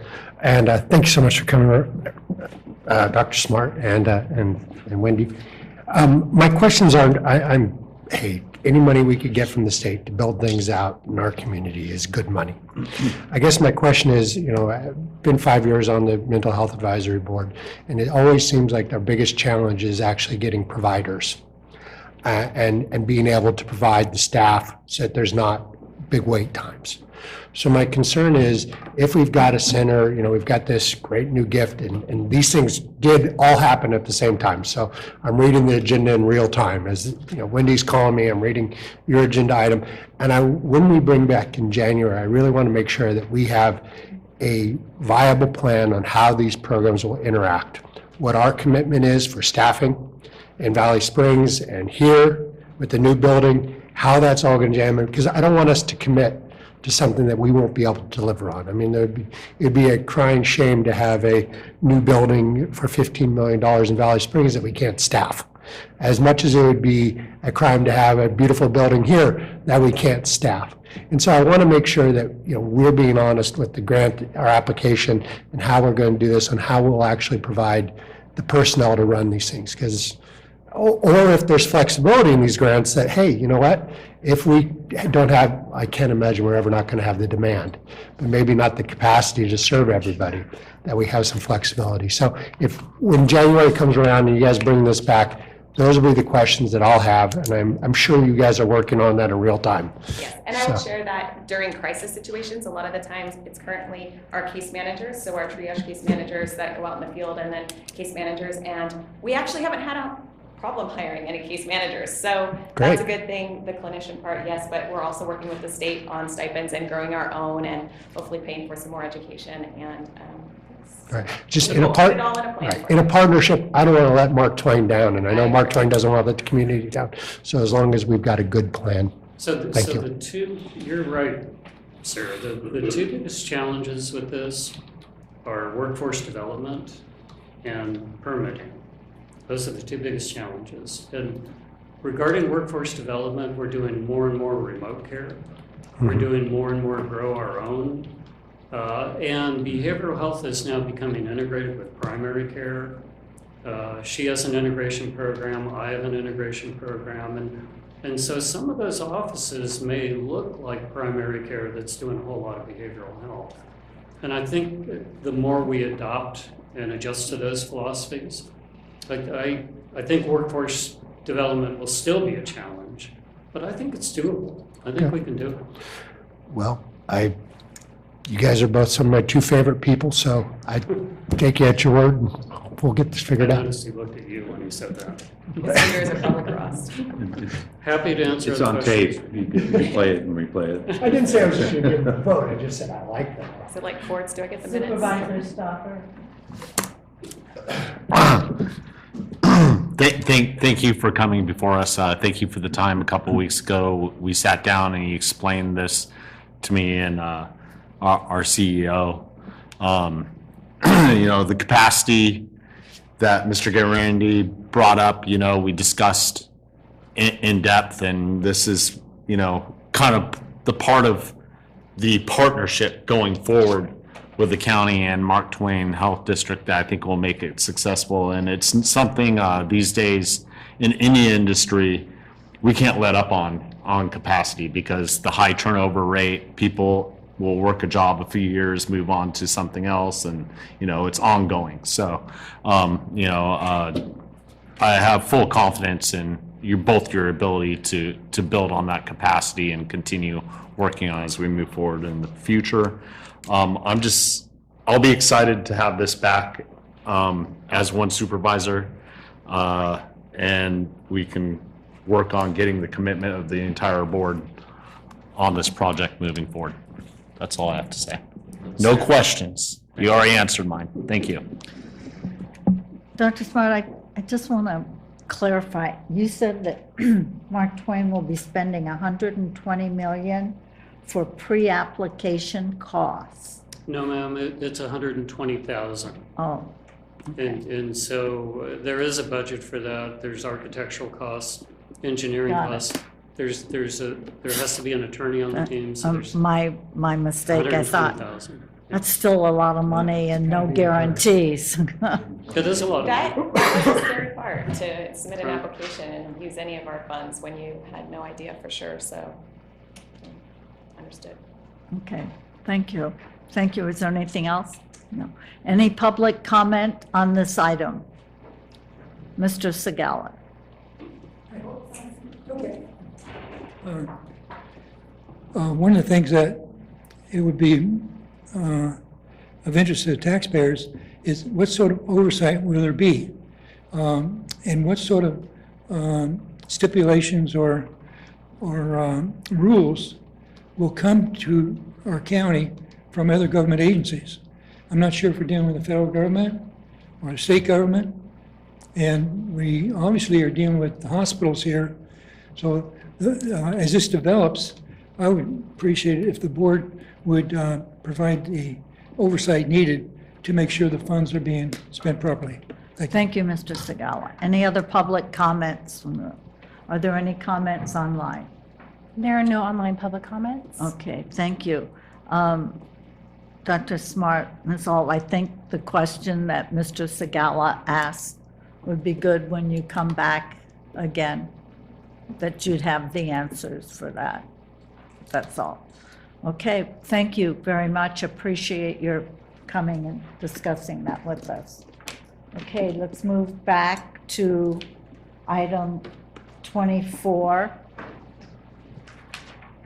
Is Mr. Osborne on the line? He is. Item 24, informational item, OES, receive a tree mortality program implementation update from the TSS consultants.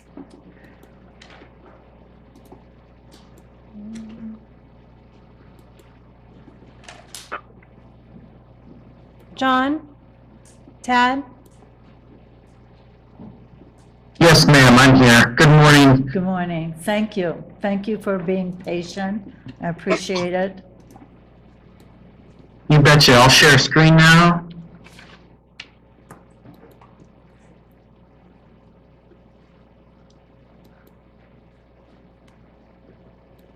Can everybody see that? Yes.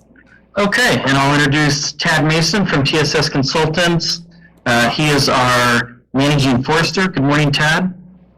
Good morning, and good morning, Madam Chair and board members. First, I'd like to say I'm very impressed with the heartfelt send-off that you provided to Sam this morning.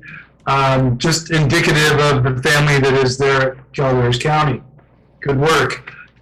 Today, though, I'm focused on the quarterly update regarding the tree mortality program, and we have a short slide deck that John and I have put together to review our latest accomplishments, if you will. So the program, tree mortality program, was started in December of 2017, and over that 5-year span, we have implemented 44 projects, removing about 11,900 trees, all adjacent to county roads and located primarily on U.S. Forest Service field land management and private parcels outside of the Butte Fire perimeter.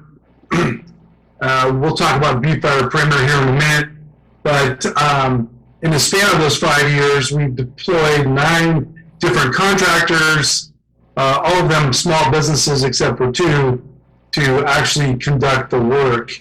And we've been fortunate enough to do so safely with no injuries and minimal property damage. Next slide, gentlemen.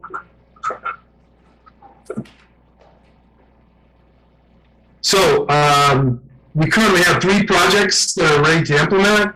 The first of which is Project 41, and this is really focused on national forest lands, Stanislaus National Forest, of course. 264 trees targeted, and now that we have a good neighbor authority agreement in place, we'll talk about that in a minute, we have full funding to implement this project. Project 42 is up at Sky High and Tamarack.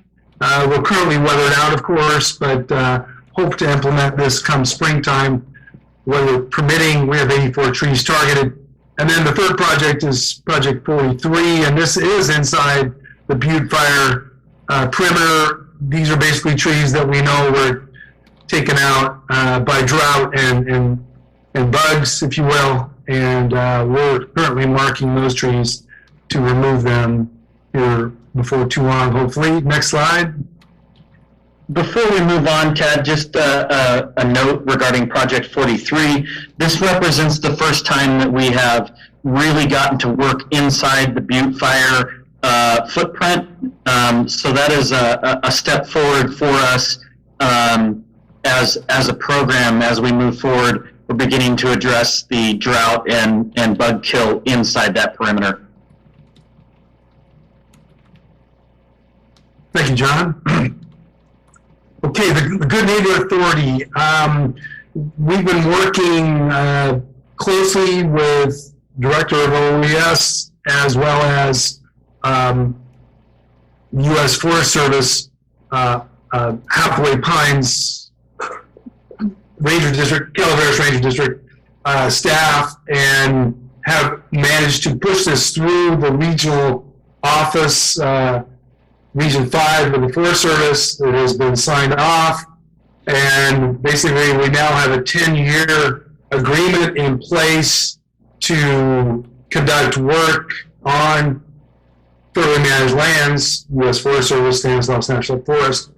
And with that, fortunately enough, is funding to actually do the work. We currently have a commitment of $187,500 focused on hazard tree removal. We hope to secure additional funding in the coming year to conduct and install actual shaded fuel breaks also on along county roads. So consider this hazard tree removal to be phase 1, and then shaded fuel break installation would be phase 2. Along with the GNA, we have a supplemental project agreement, a SPA, which actually provides the details of the treatment prescriptions, desired future conditions of the landscape, details like that. And so we're basically ready to implement, and we're pretty good to go there. So Any questions on the Good Neighbor Authority? The board have any questions or comments on the Good Neighbor Authority? No. I think this is a good example of why it was good that we did it. Thank you, Madam Chair. Okay, other projects we're working on, 44 is right in the heart of Big Trees Village. We've got over 190 parcels targeted and are currently receiving right of entry forms back. Once we receive the ROEs back, we'll go out and mark the trees. We're also surveying Project 45, which is Blue Lake Springs, Arnold area, and that's going fine. Following that, we'll continue our surveys along the Highway 4 corridor, going west from Avery towards Angels Camp, in other parts of the county, of course. Next slide. We are indeed seeing the new tree mortality. We have numerous reports, for example, one coming out of Sierra Nevada Conservancy confirming their findings aligned with ours regarding increased tree mortality. We're still waiting for the Forest Service aerial survey results, but we anticipate it'll just confirm what the Sierra Nevada Conservancy is saying and what we're saying is that new mortality continues. Next slide. And just another note, Tad, what we're seeing statewide is an upswing, not only here, but it seems as though across not only the Sierra Nevadas, but now along the North Coast, Lake, Napa, and Sonoma counties. I'm aware that recently several of those counties have recently declared a state of emergency for the tree mortality that they're experiencing between the drought and then the fires that they've had over in that neck of the woods over the last few years. Tree mortality is certainly on the upswing. Thank you, John. These are some other observations regarding the true mortality. Of course, the primary concern is community defense, and we need to continue removing this true mortality along county roads because it provides ingress and egress safely to county residents, as well as allowing fire suppression assets access to wildfire. So we'll continue to remove this tree mortality and monitor Forest Service reporting on aerial detection as it becomes available. Next slide. So one of the issues that is holding up project implementation has to do with prevailing wages. In 2016, the State Department of Industrial Relations rendered an opinion confirming that prevailing wage was not required for these tree mortality projects. Lately, though, this issue has arisen once again due to a DIR notice with regards to public funds issued in support of hazard tree removal at the campfire. So I'm going to pass the microphone back to Director Osborne to relate some of the work that he's done trying to chase down this prevailing wage question. John? Thank you, Chad. So in the recent DIR notice, it was centered around the campfire and Butte County, and the letter or the notice was submitted to Cal OES. And in working with Cal OES, I've asked them to look at that DIR and how that may or may not impact our program, and essentially the tree mortality program on a statewide basis. I've been in contact with John Ketching. He's the Director of Recovery for Cal OES, and Cal OES is working through the DIR notice with their legal team, and we are expecting an opinion from Cal OES and marching orders going forward here in the very near future. Thank you, John. Okay, our last slide, and this is how we typically close out these presentations, is the cost summary. From the very beginning, our initial projects, you can see that at the top line, back in February of 2018, all the way through early October, through Project 40. We had to stop at Project 41 due to the prevailing wage issue, so this is a comprehensive picture of our implementation fiscal report, if you will. And with that, I'll stop and field any additional questions. On this item. Supervisor Garamendi. Tad, John, just want to thank you for continuing this program. I think it's been so successful, it's kind of an automatic, so we have to continue to acknowledge that this is working, and congratulations. I apologize that I have been unsuccessful in helping you guys help people themselves. It's frustrating that we're not getting as many right of entries returned to you as we should. I just simply do not understand why people would not allow their dead trees to be removed at no cost to them. But you lead a horse to water, I suppose, but you can't make it drink, as we all know. But thank you for the continuing effort, and this continues to be really great value in helping us with our neighbors up in the Forest Service as well. So thank you. Thank you. Any other comments from the board? Are there any comments from the public on this item? Are there any online? There are no online public comments. Okay, thank you. This was just an information item. Chair, Interim Chair Callaway, would you mind if we take a quick break before the next item? We'll take a 10 6 minute or 6? 10, you name it. It's up to you. 8 minutes. Thank you. Thank you. Way to round it off. Have a good holiday. Thank you, John. We're not ready? Now you're ready. God, Amanda, you've got a drill sergeant over here.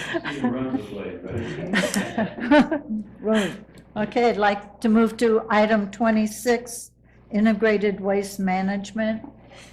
Madam Clerk, please. Item 26, action item, integrated waste management. 1, adopt the design plans, specification, working details, and estimates for the construction of the Rock Creek Landfill Phase 3 surface impoundment and Phase 3A expansion.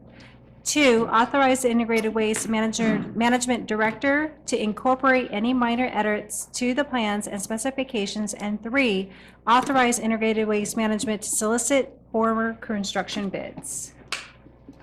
Okay.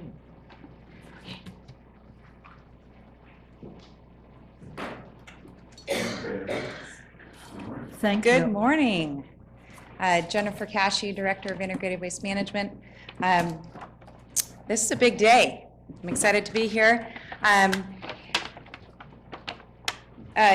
Coming to you today is the construction design specifications and working details for Phase 3 surface impoundment and Phase 3A expansion.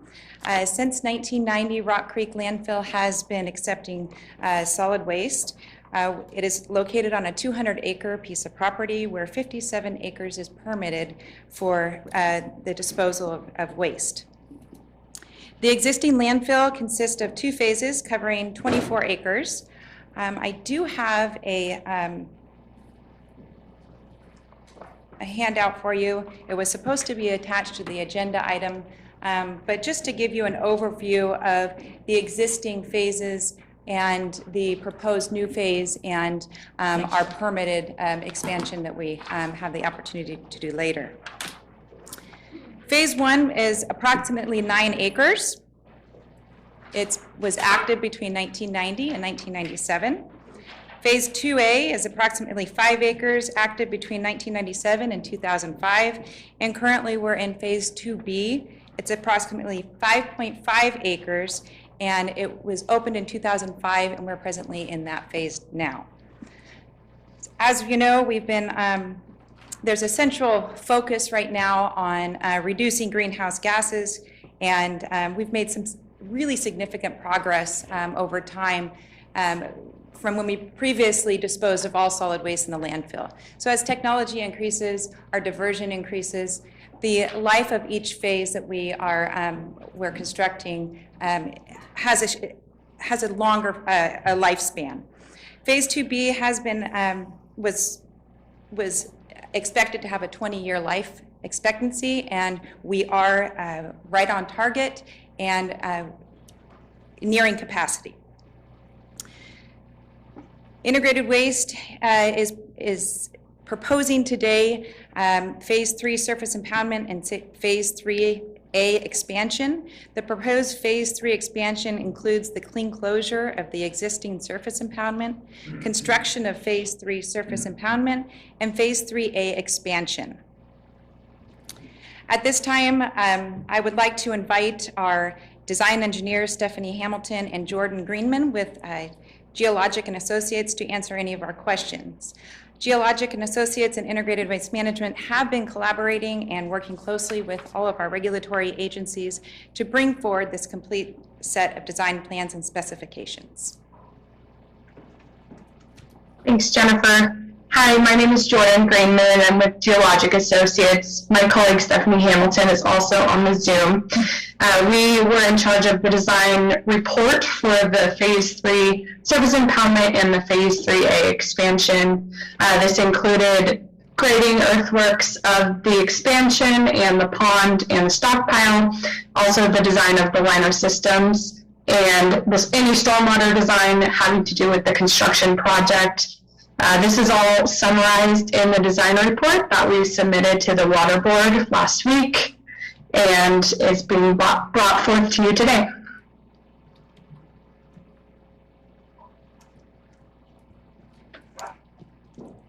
I'll invite any questions right now from the design aspect of the specifications for Stephanie or Jordan to answer. Is there any questions from the board? Supervisor Stopper, is there anything you represent us on the Integrated Solid Waste Task Force? Other than I'm happy for this to be brought forward, continued service to our county residents and constituents is crucial in the future. All this good work when it came to the submittal of the information to the State Water Board helps us stay within compliance and take steps to continue the service in the future. This is all crucial to us moving forward. So nothing specific, Ms. Callaway. Thank you. Are there any questions or comments from the board on this particular part of the presentation? Okay, On the landfill design? Correct. You know how to do that.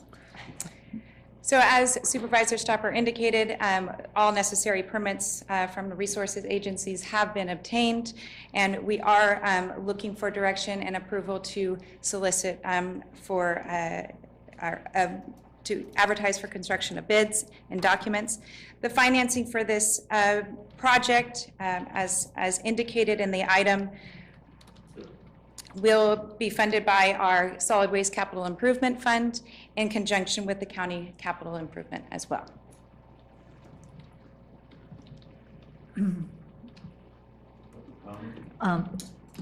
Yeah, I had a question. What part was going to be, oh, never mind, I just answered my own question. Thank you, yeah.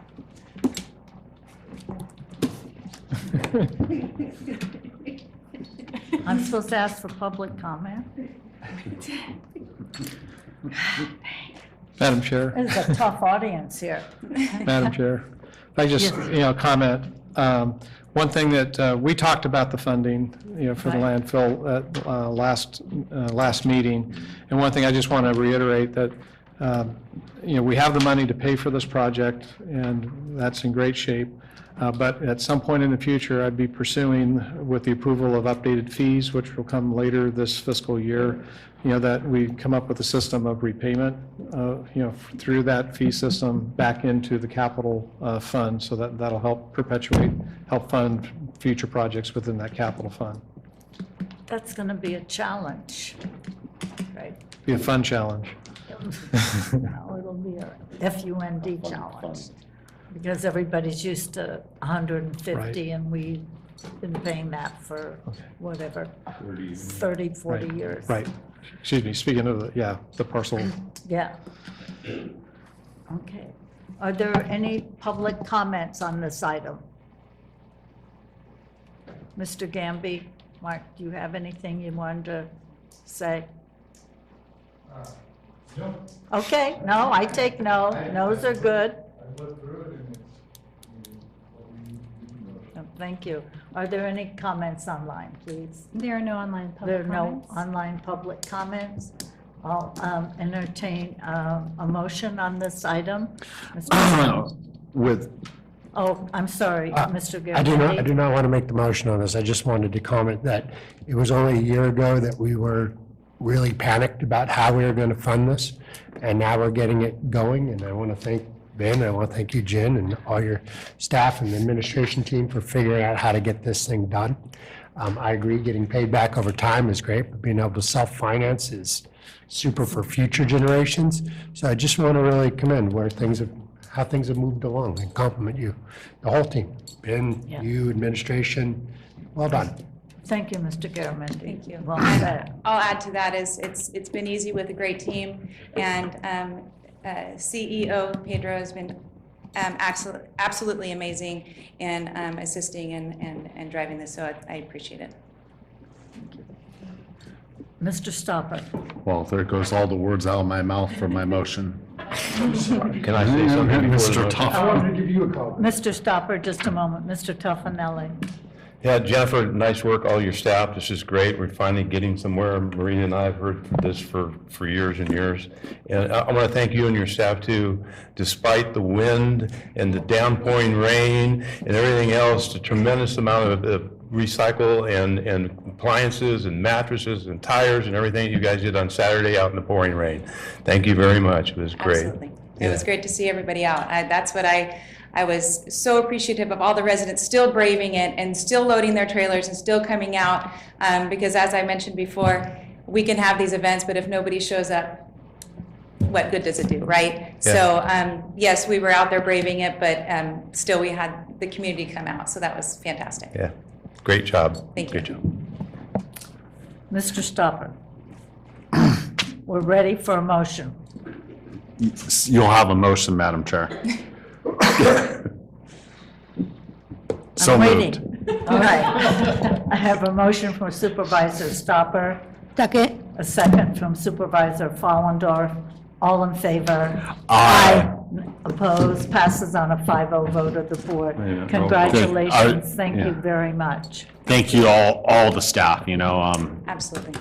beyond that, took you all working together just to make this happen, so we appreciate it all around. I couldn't agree with you more. Yeah. Nice job. Thank you. No roll call vote on that? Jennifer might want a roll call vote on that one. Okay. I just have to take a moment. My district ranger just walked in the room. Ray, thank you so much for being here. We talked about the good neighbor policy on the trees. Gave myself dismissed from jury duty yesterday just to make sure I got here. Oh. Thank you very much for being here. Move to, normally my colleague is the chair, but she gave me the duty today, so you're not going to see her in action. But she's good.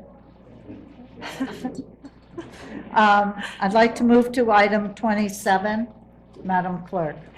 Item 27, action item, planning. Authorize the county administrative officer to sign a regional early action planning 2.0 tribal and rural allocation grant application on behalf of the Calaveras County.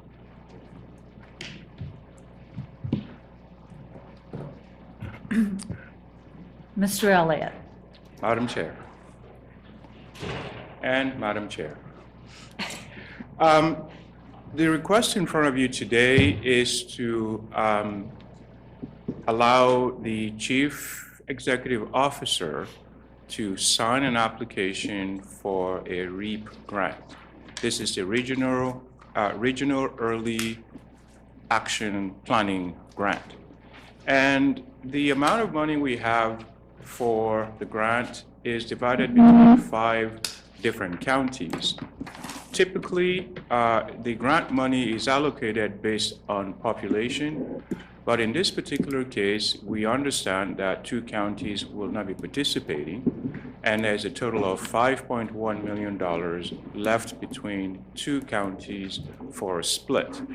So what we are going to be asking the supervisors to do is to allow us to apply for a $2 million cap. We can apply for between $100,000 minimum and $5 million maximum. And since there are 2 competing counties, we're going to go for maybe half of the total pot. And the major focus of these type of grants is things that enhance the development of housing units in the county, especially with regards to our regional housing needs assessment. From the last housing element, we are required to provide about 1,079 total housing units. If you break that down into an annual number, it's about 137 housing units per year for the next 8 years. And these housing units are divided into different categories based on income. So our total allocation is 1,079. These kinds of monies allow us to use, we can use these funds to facilitate things like utility installations, paying for plan checking fees, permitting fees. We can use it for technology, anything that enhances the development of housing units within the county. For example, I'll give you an example of a 1,200 square foot ADU. The permit fees alone is about $19,000. So this REAP grant would allow an applicant to maybe benefit from having some of those costs paid. And if you look at the cost of a single family home, of a 2,000 square foot single family home, I think the permit fees are in the $20-something thousand range. Now, for certain people, this might be a make or break point. And having these kinds of monies available allows us to encourage the development of housing units and also, upgrade some of the existing housing units as we move further along. So let me just kind of give you examples of what these monies are eligible for.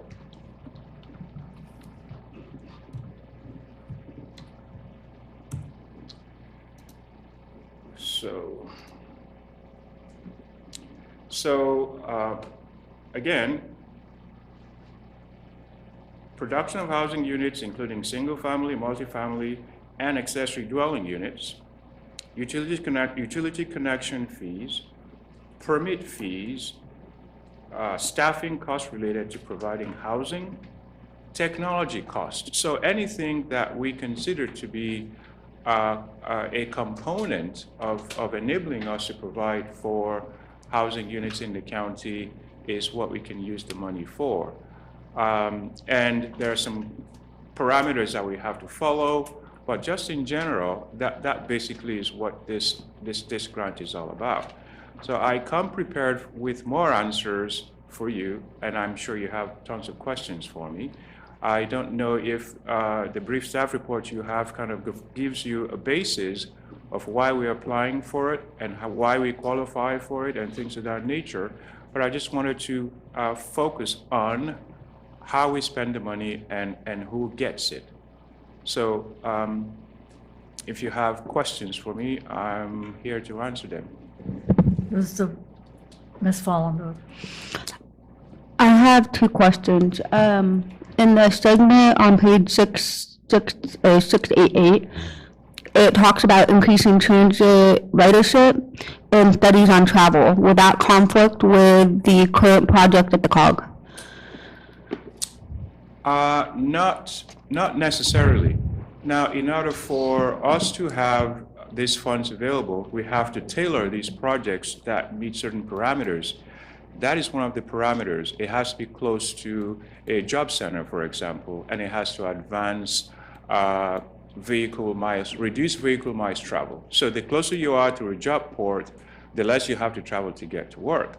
So in reverse, you can see the benefit in our greenhouse gas reduction, because if you have fewer cars on the road, fewer people driving to work, you have the ability to reduce the emissions from vehicles, on the roadways and so on and so forth. I understand that. I'm just saying that there's currently plans and studies going on at the COG that are addressing those specific needs, and I just want to ensure that we're not in conflict, or we're able to maybe work in parallel so we can repurpose these dollars to other things, so we're not doubling the work. Absolutely. I think we need to coordinate with them.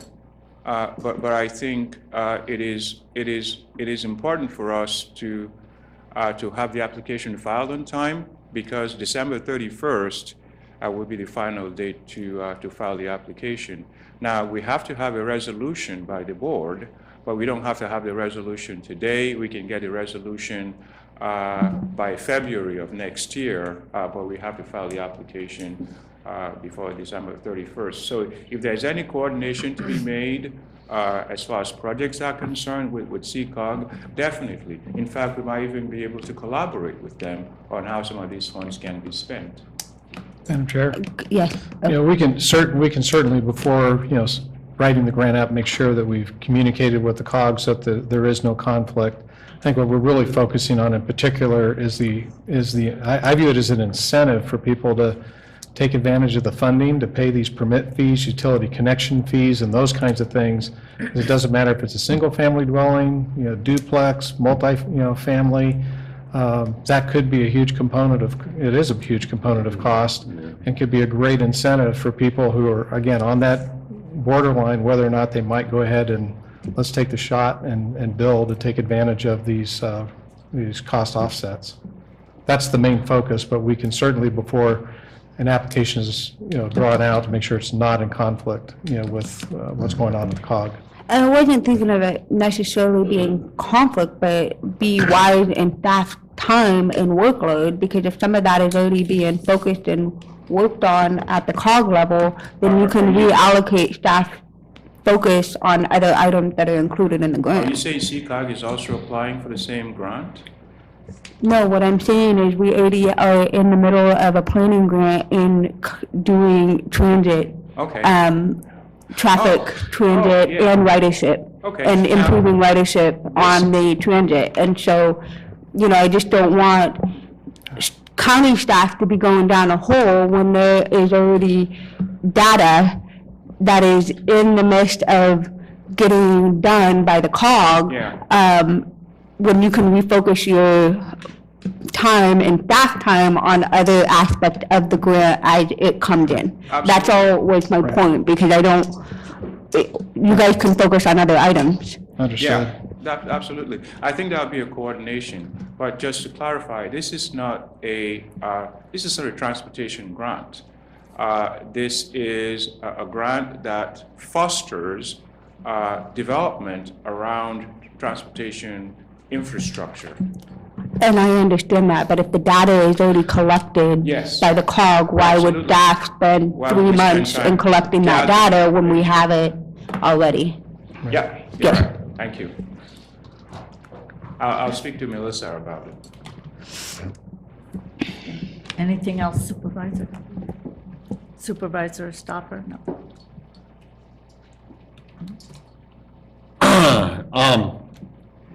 Yeah, coordination with the other county entities, just reading eligible activities. I'm hearing from the CEO and you that we're going to be looking at possibly locating a lot of that towards, electronic integration if that's possible, but more so working towards permit fees. So, just because it's on here with eligible activities, we won't necessarily dedicate all the money to those activities. It may be focused more in areas based on what we get and how much we have to work with moving forward. Absolutely. I think we would focus the monies on where we can actually get the projects built and what projects actually meet the criteria for getting the funds, because it is a reimbursable grant. So we spend the money and then we get it back. And to get it back, we have to show that the project meets the parameters that are identified in the grant application. Okay, thank you. There's no other questions or comments at the moment. I'll ask for public comment. Does anyone have any comments they'd like to make on this item? There's no online public comment. No online public comment. I want to bring it back to the board. Do we have a motion to authorize the CEO to sign the REAP grant application? So moved, Madam Chair. Second. Motion by Supervisor Stopper, second by Supervisor Follendorf. All in favor? Aye. Opposed? Passes on a 5-0 vote. Thank you very much.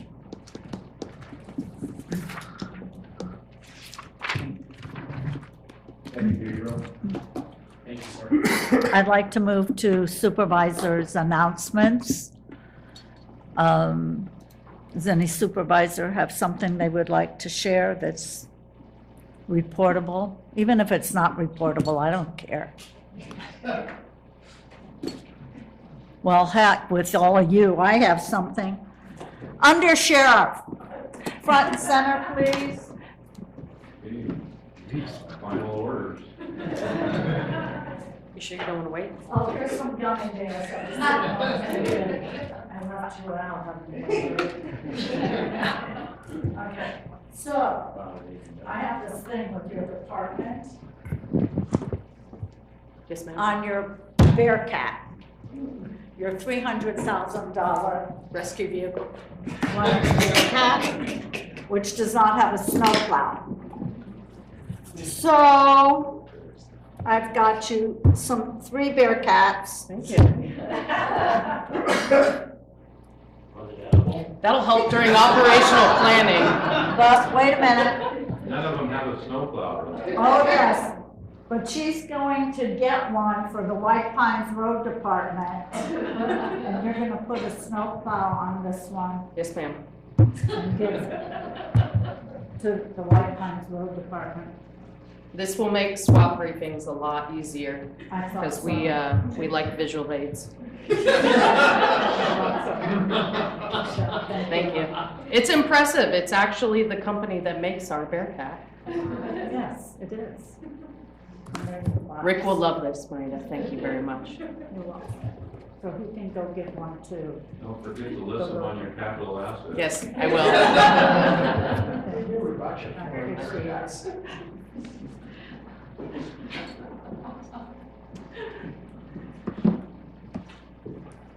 That was your announcement? That's my announcement. I've been working really hard to get Bearcats. Yes, so the sheriff's office and I have had multiple conversations. Our vehicles should be multi-purpose, and we could use that. We could use a snowplow on there. Of course, I was told it was on order, but that was 6 months ago. If there's no other supervisors' announcements, I will be swearing in the newly elected people at noon. This meeting is adjourned. This meeting is on a break until we come back at noon, just so our folks. Oh. Bree, Yeah, I get did your that. camera, Bree, get your camera out. She's never used the gavel. That's what I was just gonna say, I've never seen that happen before. Yeah, and it was premature. Hold up the gavel, hold up the gavel for Bree. We're still live. Oh, Oh, so another supervisor announcement. That's my daughter. She was in this room 30 years ago when I was first sworn in. And so she came to make sure I left. So, yes. What? Nothing. Yeah, you need to do an action shot. Oh, you want me to do Yeah. something? Stand up angry, pretend you're doing something on budget. This meeting is adjourned. Gary, does that remind you of somebody we know? We have had gavel-happy supervisors in the past. I'm not one of them. So we will adjourn till noon? Yeah, we'll wait till noon. We are breaking, oh, I'm talking too much. This is signed for talking too much. No, I was telling you you got a break. Oh, I have a break? Yeah. Okay.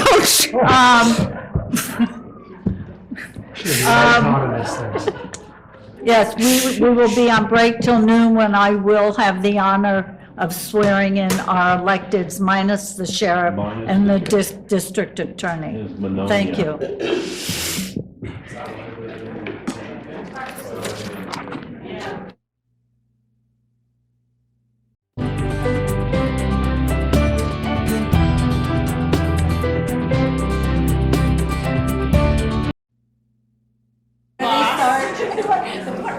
Okay, we're ready to rock and roll. Hope y'all are too. I have the honor of swearing in. I don't know why we use the word swearing. Though I have to say our chair, Amanda Follendorf, has taught us how to swear and sign. So if you see the board do things that you're wondering what we're doing, we're swearing. Okay. You ready? Deep breath.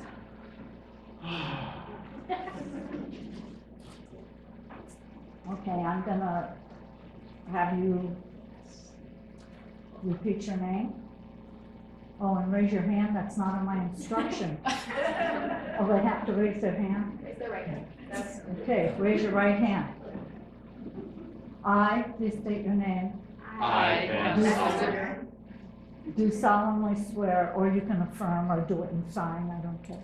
do solemnly swear That I will support and defend the Constitution of the United States. that I will support and defend the Constitution of the United States And the state of California. and the state of California Against all enemies, foreign and domestic. against all enemies, foreign and domestic, Including people who come to the boardroom. And that I will bear true faith and allegiance. that I will bear true faith and allegiance To the Constitution of the United States. to the Constitution of the United States And the Constitution of the state of California. and the Constitution of the state of California, That I take this obligation freely. that I take this obligation freely Without any mental reservation. without any mental I reservation thought I heard a pregnant pause. Or purpose of evasion. or purpose of evasion, And that I will well and faithfully. that I will well and faithfully Discharge the duties upon which I'm about to enter. discharge the duties of which I'm about to enter.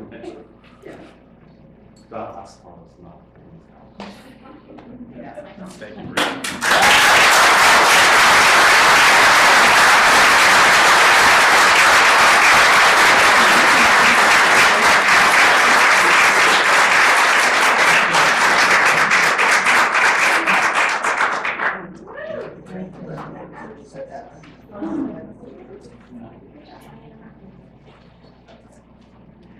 Did anybody want to say something?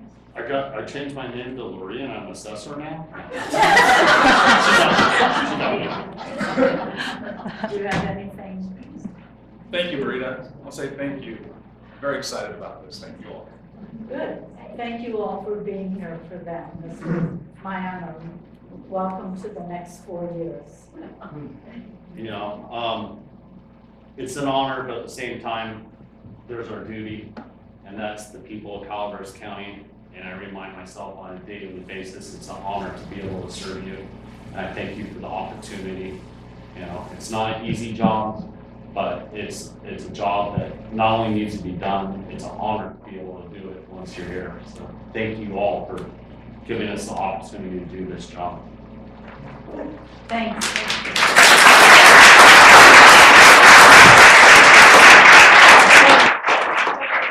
You will all take office January 2nd at noon. You can start early.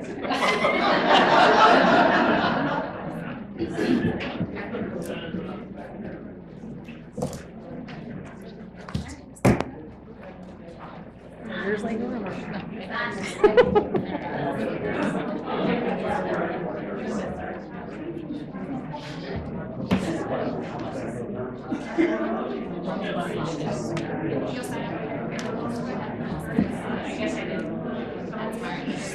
That's okay.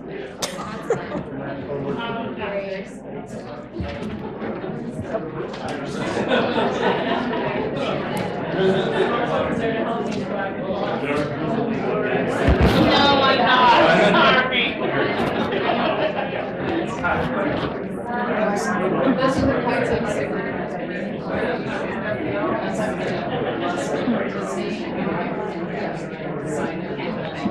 Okay, one more for me. One more for you. What does that say?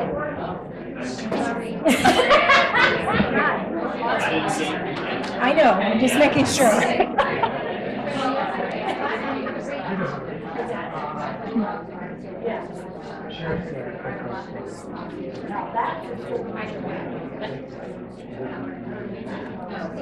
You gotta sign off on that. Can't just say don't want I'm not sure. Okay, perfect.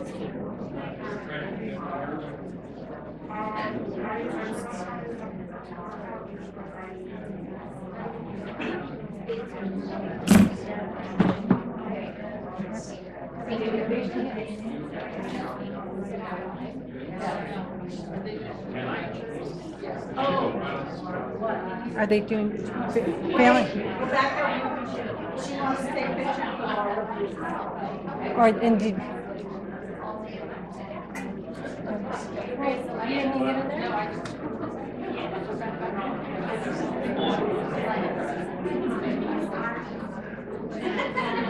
One, two, three, 2, 1.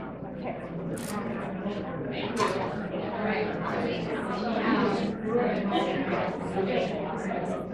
Where's Amanda? She's coming out. The board's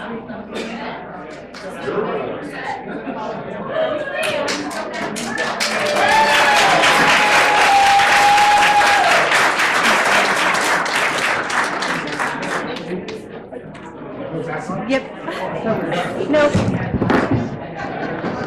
There you go.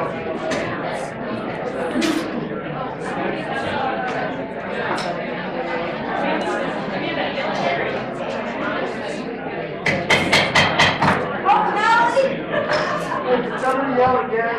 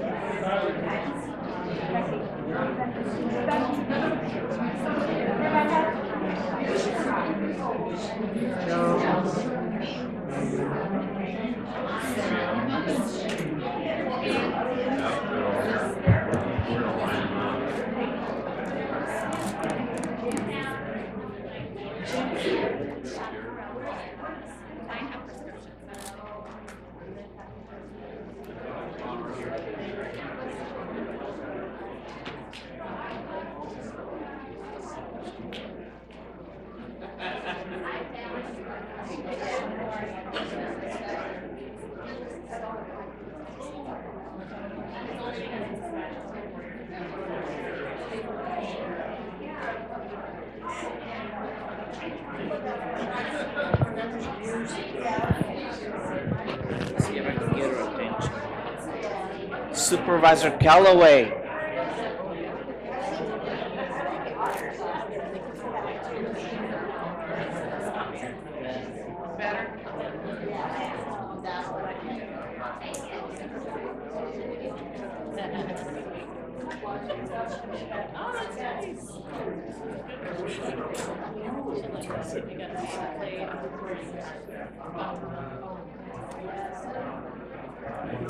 Is Skip Batchelder in the house? The cool kids.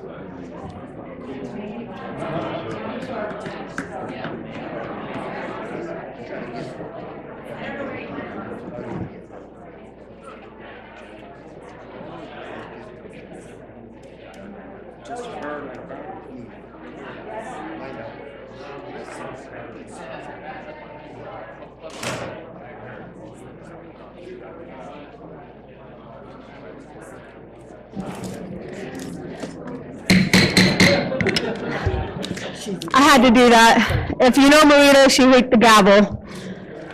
You've had enough of that? And I've had enough of that too. So we're gonna bring it back and bring it in a little bit here, but before we get started, Supervisor Callaway, there's some sunglasses.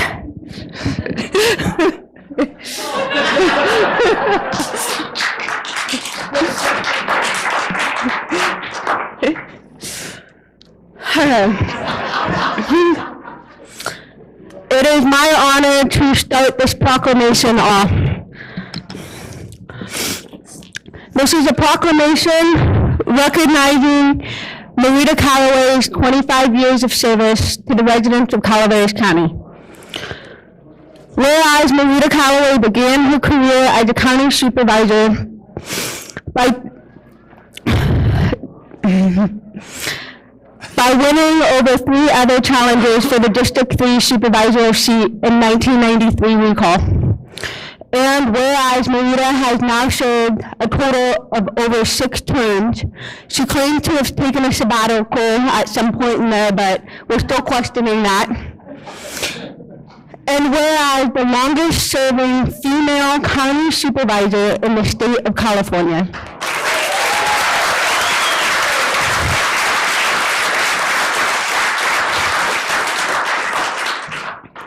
She has accomplished more than can fit on a single piece of paper.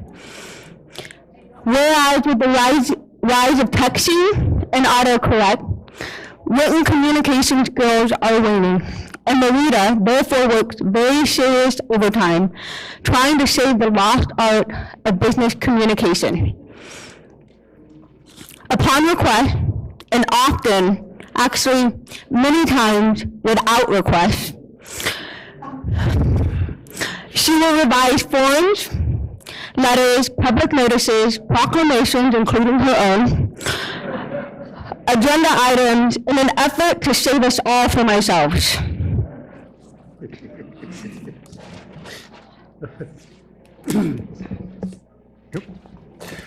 Whereas you can always count on Marita to pick up the phone, answer a question, and help navigate irritating bureaucratic matters. And whereas, not afraid to get her hands dirty, that high-spirited, energetic woman in the orange vest you see picking up garbage along local trails, street fairs, and along highways is likely to be Marita.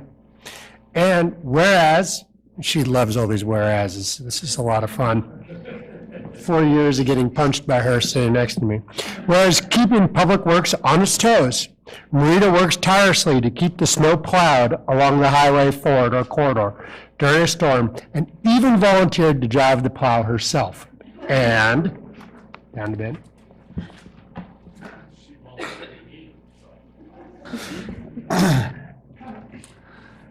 And whereas, although Marita can often be overheard teasing the sheriff about his expanding budget, Supervisor Callaway played a large role in the building of the new jail and sheriff's facilities, including lobbying for state funding and representing Calaveras through her service on state-level bodies involved in criminal justice.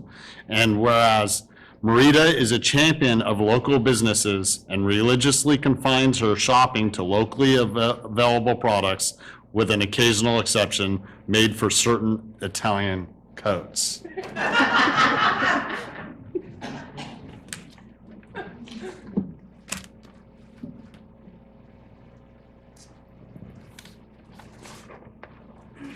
Well, I want to tell everybody, this is a 2-page proclamation, and this is the Reader Digest version. It looked like Gone with the Wind originally, but we honed it down. So I am going to pull a Marita. And Marita, please join me down front.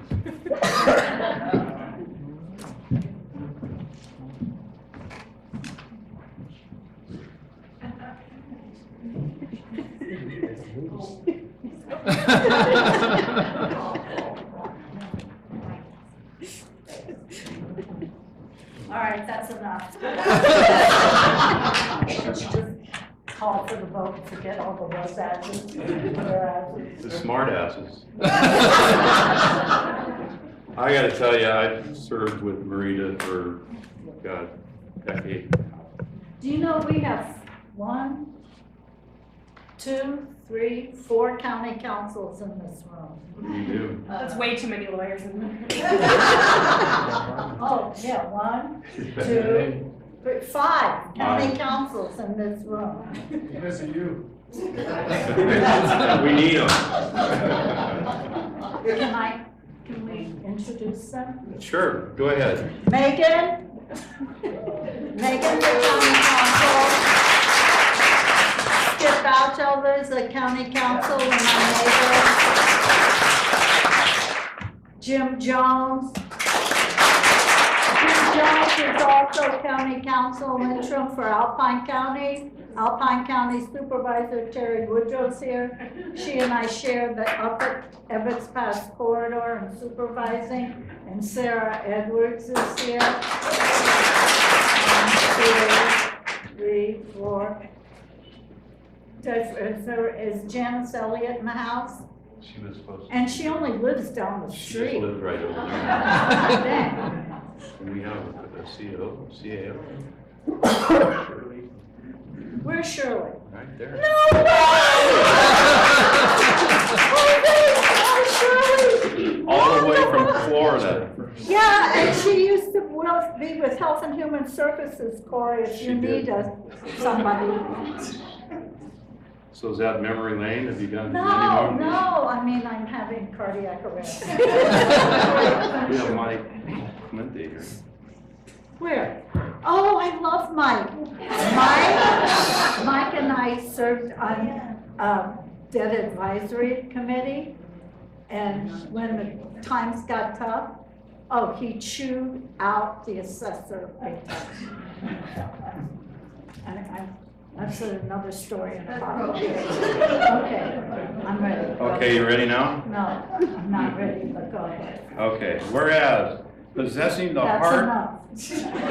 and ferocity of a tigress, you gotta hear this part, at least this whereas. Marita tirelessly advocates for animals, reminding us of all the special bond we share with our four-legged friends. Never having met an unlovable pup, Marita has championed several difficult dogs that might otherwise have been euthanized, believing with all her heart that they could be turned around with training and a gentle hand. Like supervisors. Well, that reminds me years ago when Tom Tryon and I said, Tom and I tried for years to get you retrained, but you fought us all the way. Here we are today. And by the way, Tom wanted to be here, but he had another engagement, so. Better have been more important. I think so.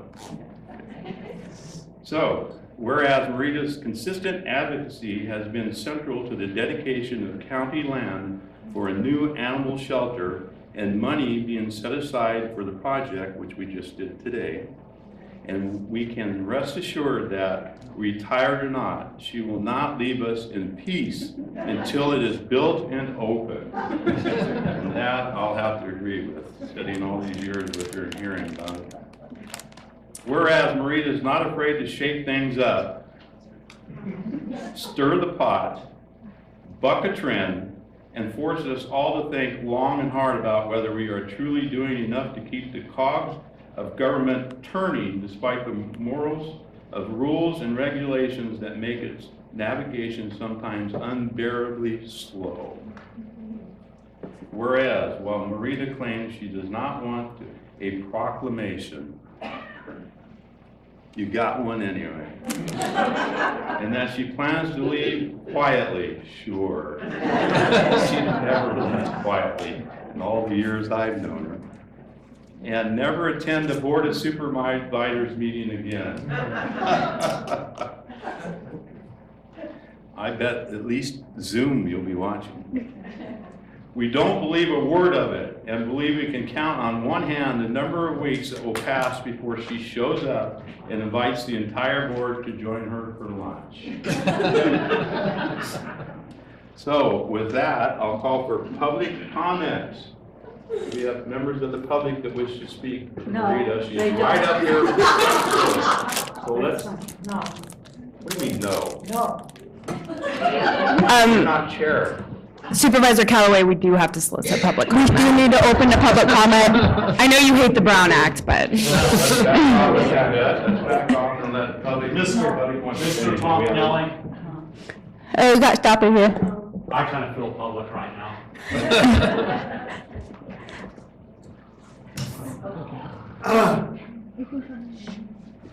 You have 3 minutes. Ms. Callaway? I'll spend the rest. You're taking your time up chatting. Let's go. Ms. Callaway, I'm losing a muse. You know, someone that brings out my inner 12-year-old that's a heckler and everything else. I don't know what I'm going to do without you. So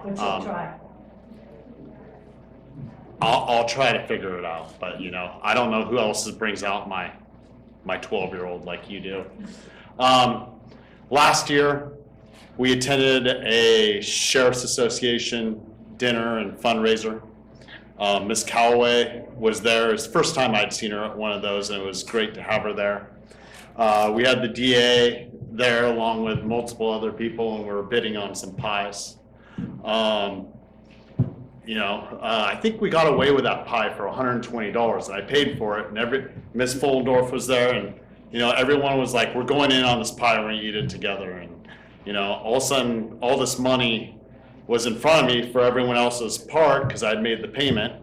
And there was more there than I'd started out with. So, you know, then we went ahead and bid on this and spent the rest of the money and have it up on our board wall with the patches from the Sheriff's Department.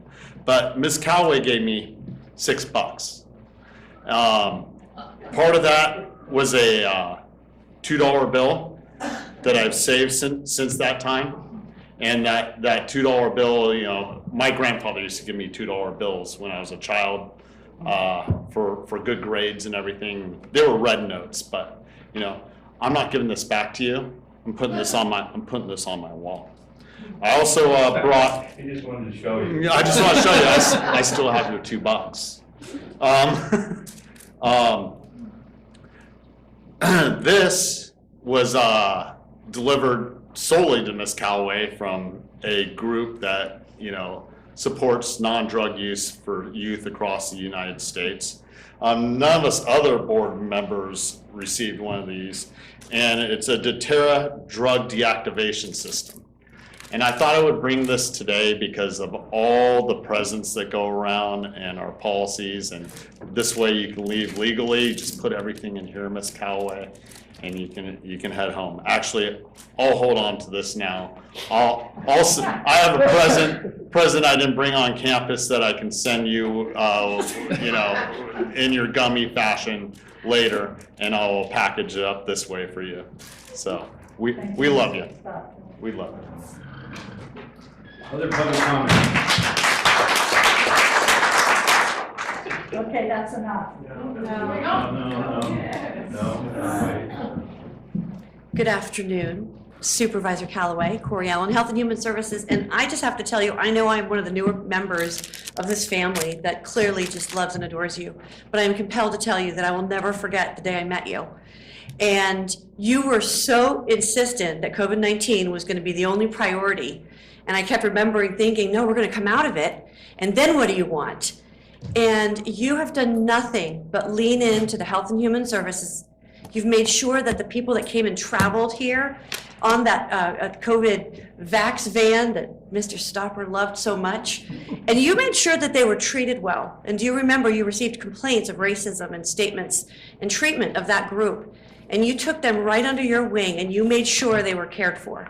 And they were here for a year. And you took, one of them is probably still one of your best friends. You invited the two of us to dinner, and she made sure I knew that the wine that I was to drink was not from Shenandoah Valley.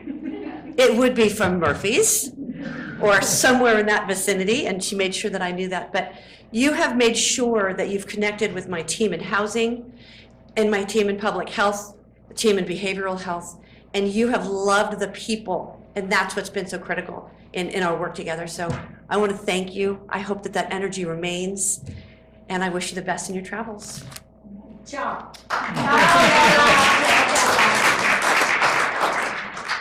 This is not easy for me, y'all. Supervisor Callaway. What, you gonna have a plow for my Bearcat?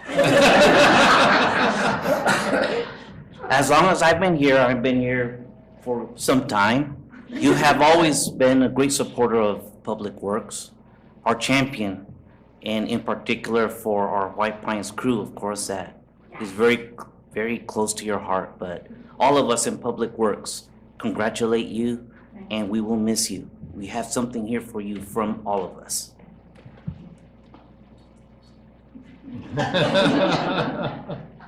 Yes? Stand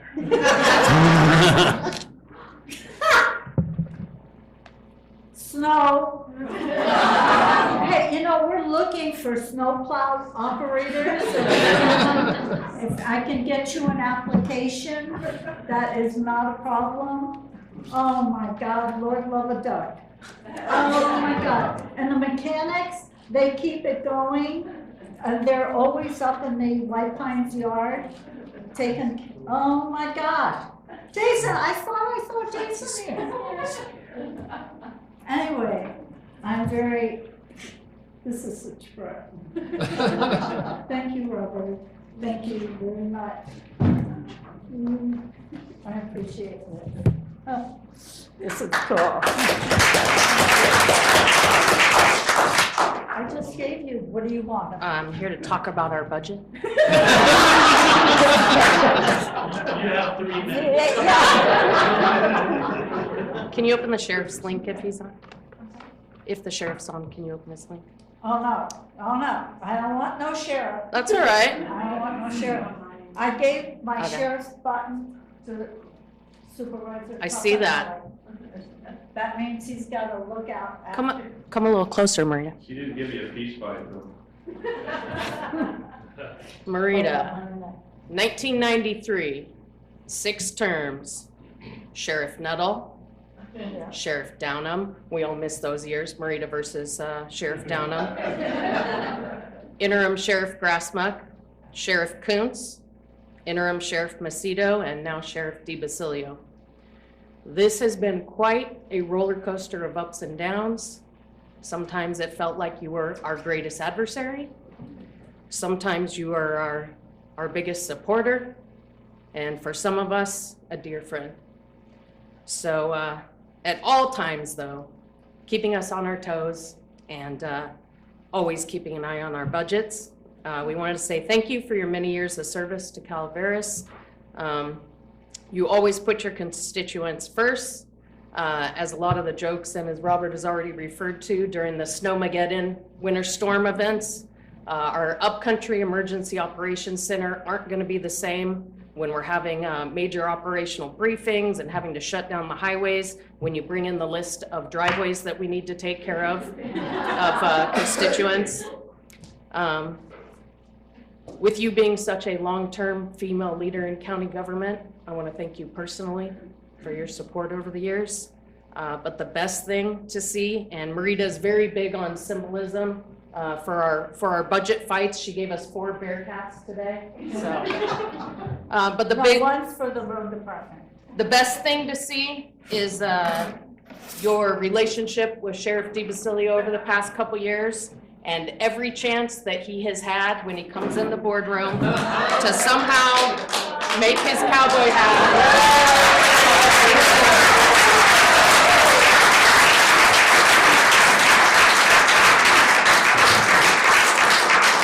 And it's pink just for you. So on behalf of Sheriff DiBasilio, we wish you the best of luck and thank you.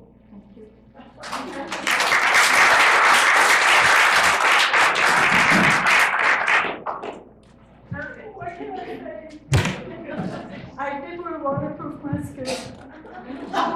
What do you want? We went to Target and bought our daughter a pink, luggage rack. Reminds me of that. So you're in good company. Thank you. Dana Jorgensen with now departed Assemblyman Frank Bigelow after 10 years. Frank. Yeah, and I met him when he was with Senator Cox. Yes, you did. Those Gosh, are some known him really a long good years. time. Yep. And he lives in Amador. Thank you for crossing the river. I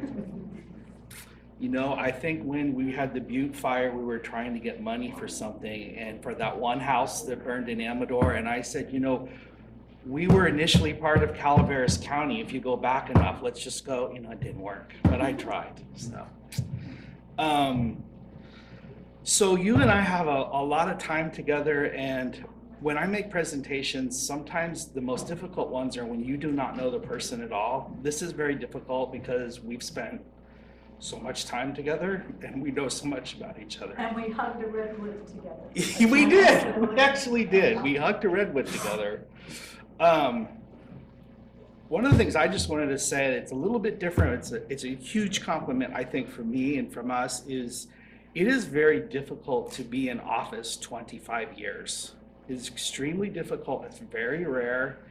It's even more rare to come back after you have left. And that just shows the support that you have. Your sabbatical. Yes, let's call it that. That is, I just want to say, as someone that's always done this and thinks about it all the time, that is an extremely hard thing to do. And that takes a lot of skill. So she has obviously, a lot of talents. Couple other things. We both started in 1993. My grandmother's name was Myrita, so I always felt like, and that's a very uncommon name. I always felt I had a kinship with you with that. And my grandmother was, pretty blunt too, and she was. Me too. Well, and I always appreciated that. And the last thing is, I did go, and you corrected me. You do correct people, and this was a long time ago, and I didn't know what I was doing. I came up, and I think I said the word gals, and Marita corrected me, and I have never used that word again. It's always men and women. You corrected me. I went and toured the animal shelter and met some wonderful women there and employees. And I think I've been tasked to help with that. So you and I have a bond there going forward. We'll work on that. So anyway, this is an assembly resolution. This is just about the last one. Assemblyman Bigelow wanted to have this done before he left office last week. And it is to the Honorable Marita Callaway, whereas the Honorable Marita Callaway has brought credit and distinction to herself through her career and civic achievements and through her many accomplishments. As a member of the Calaveras County Board of Supervisors, she has improved the quality of life within Calaveras and throughout the state of California. And whereas a result of her tireless hard work and unwavering commitment, Marita has compiled an impressive record of personal and civic achievements, a record that has earned her the admiration of everybody in this room today. And I don't know, I count a couple of people. I'm pretty happy. So I just want to close this, resolved by my former boss, Assemblymember Frank Bigelow, that Marita Callaway be commended for a long and distinguished record of leadership in District 3 in Calaveras. as county supervisor. Yes, you did. Yes. He always wears cowboy hat. You know what? We should have you together with your hats. I know. That would be neat. Well, I want to take a picture with you and all the boards, and I want to send that to Frank later on today. So this is for you. Congratulations. Sure. Okay. Annie Liebowitz.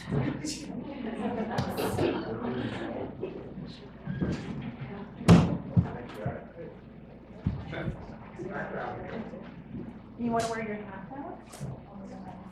Just because it's first right.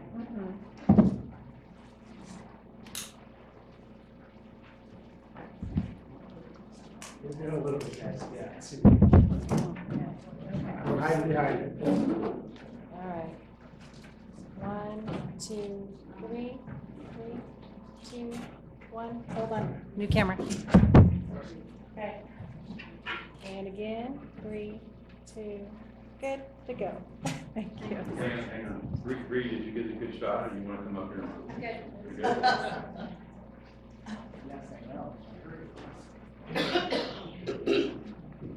Thank you, Dan. Yeah, thank you.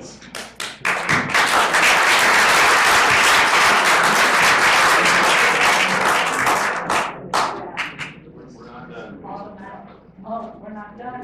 Oh, Ranger Ray. So y'all have to know, this is Ranger Ray from the Calaveras Ranger District in Hathaway Pines, totally the best ranger district in the state. And it is. So Marita, Supervisor Callaway, I've actually never addressed you as Supervisor Callaway. I've always known you as Marita, as my predecessor, Teresa, said, she was the person to connect with. She's a great partner. So on behalf of Forest Supervisor Jason Kiken and the Stanislaus National Forest, especially the Calaveras Ranger District, we don't usually give these to non-Calaveras retirees, but for the 25 years of partnership and collaboration, we on the district want to express our appreciation and thanks for all the many, many years of service that you've had. Do you see this lumberback? This is for you. And he's gonna be out on the trail with us. I will be swinging the till with you just like we did last year. Thank you very much. This means a lot to me. Thank Absolutely. you. I'm sure we'll see. So what about Candy Rock? I mean, It's in progress. It is in progress. It's at the OGC, at the attorney's level, and we are still not done with it. It is in progress. This is a District 3 internal candy. Oh my God, Tim Tate's here. Holy tomatoes. Does Red Emerson know you're here, honey? Yes, he does. Oh God, he sends his love, I'm sure. Thank you. Thank you, Maria. Oh, great. Thank you so much.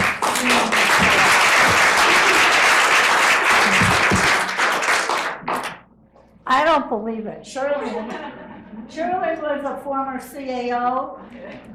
Oh my God. All right, break it Shirley and I go way back. Way She back. worked with Health and Human Services and she became the budget. Oh, and then she's sitting here at this table and she tells us before any of the, that we are going into a recession. And we all look at her like, you know, you're crazy as you know what. And we did. We went into a recession and Shirley was the first person to tell us that. Yeah, and ended up with the name of Recession Ryan, yes. Marita, it was wonderful working with you, both when I was at CalWorks and we made and built the new building for CalWorks and Human Services. I know you weren't sabbatical when I was CAO, but I was in the administrative office during a lot of your term as analyst and assistant CAO. And speaking on behalf of the past CAOs that have not been here, we always really respected and appreciated your support of our office and working with us diligently, suffering through week-long budget meetings. We still do. Budget hearings. Well, we had gotten them shortened down when I was CAO to only a couple of days, but just I hope you enjoy your retirement. as much as I'm enjoying mine, and it's so good to see you again. That's wonderful. How long are you in Dodge? How long are you in Dodge? Just till tomorrow. Yes, please. Okay.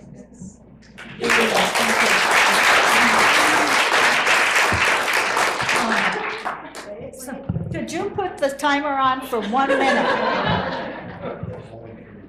Hi, I'm Gail Bungie, and I'm so touched that everybody is talking about your work here with the county. I want to talk unprepared about your work with District 3. So I want to represent all the people of District 3 in thanking you for representing everybody, giving everybody information, answering every question, every phone call, every email, being at every event that is possible, talking to the people who love you and the people who don't love you, but taking the time to do that.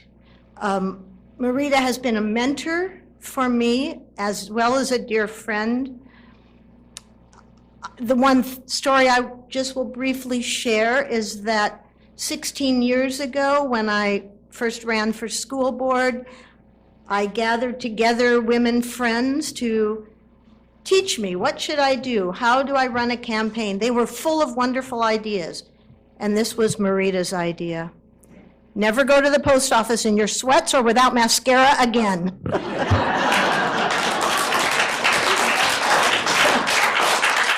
And I haven't. Well, maybe I have. But the things that she has done, including years ago when I would yell at her because somebody couldn't get out at night because of the snow, so she took her shovel and went and shoveled this woman out up in Lilac Park, I think it was. These kinds of things go way far and above what a supervisor needs to do. Martin, be aware. But on behalf of everybody, I want to thank you, and we're going to miss you.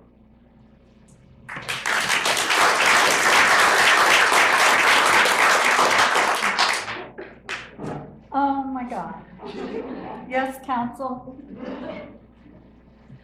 Well, Marita, I just What wanted. do you think? You think she's doing okay? Oh, she's doing great. No, thank you. Would you No, like to come just for not in the least bit. Joan, do you want to come up? Yeah, you want to come sit up here? I mean, she's willing to give the chair up. Marita, seeing that there are so many former county councils here, I just wanted to, I mean, that really says a lot to your strength, your support. Janice would like to have been here. She is out sick, but she sends her regards, her congratulations, and she wishes she could have been here as well. So you have decades of council here supporting you, and that shows the relationship that you have had with our office over so many years. And I just want to say thank you. Thank you for your support.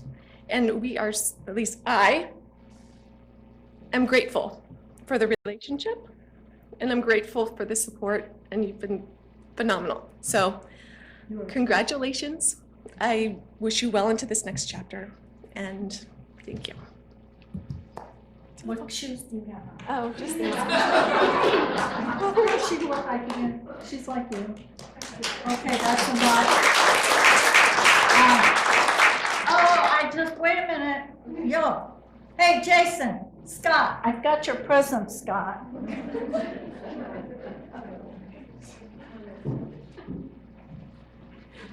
She has a present for you, Scott.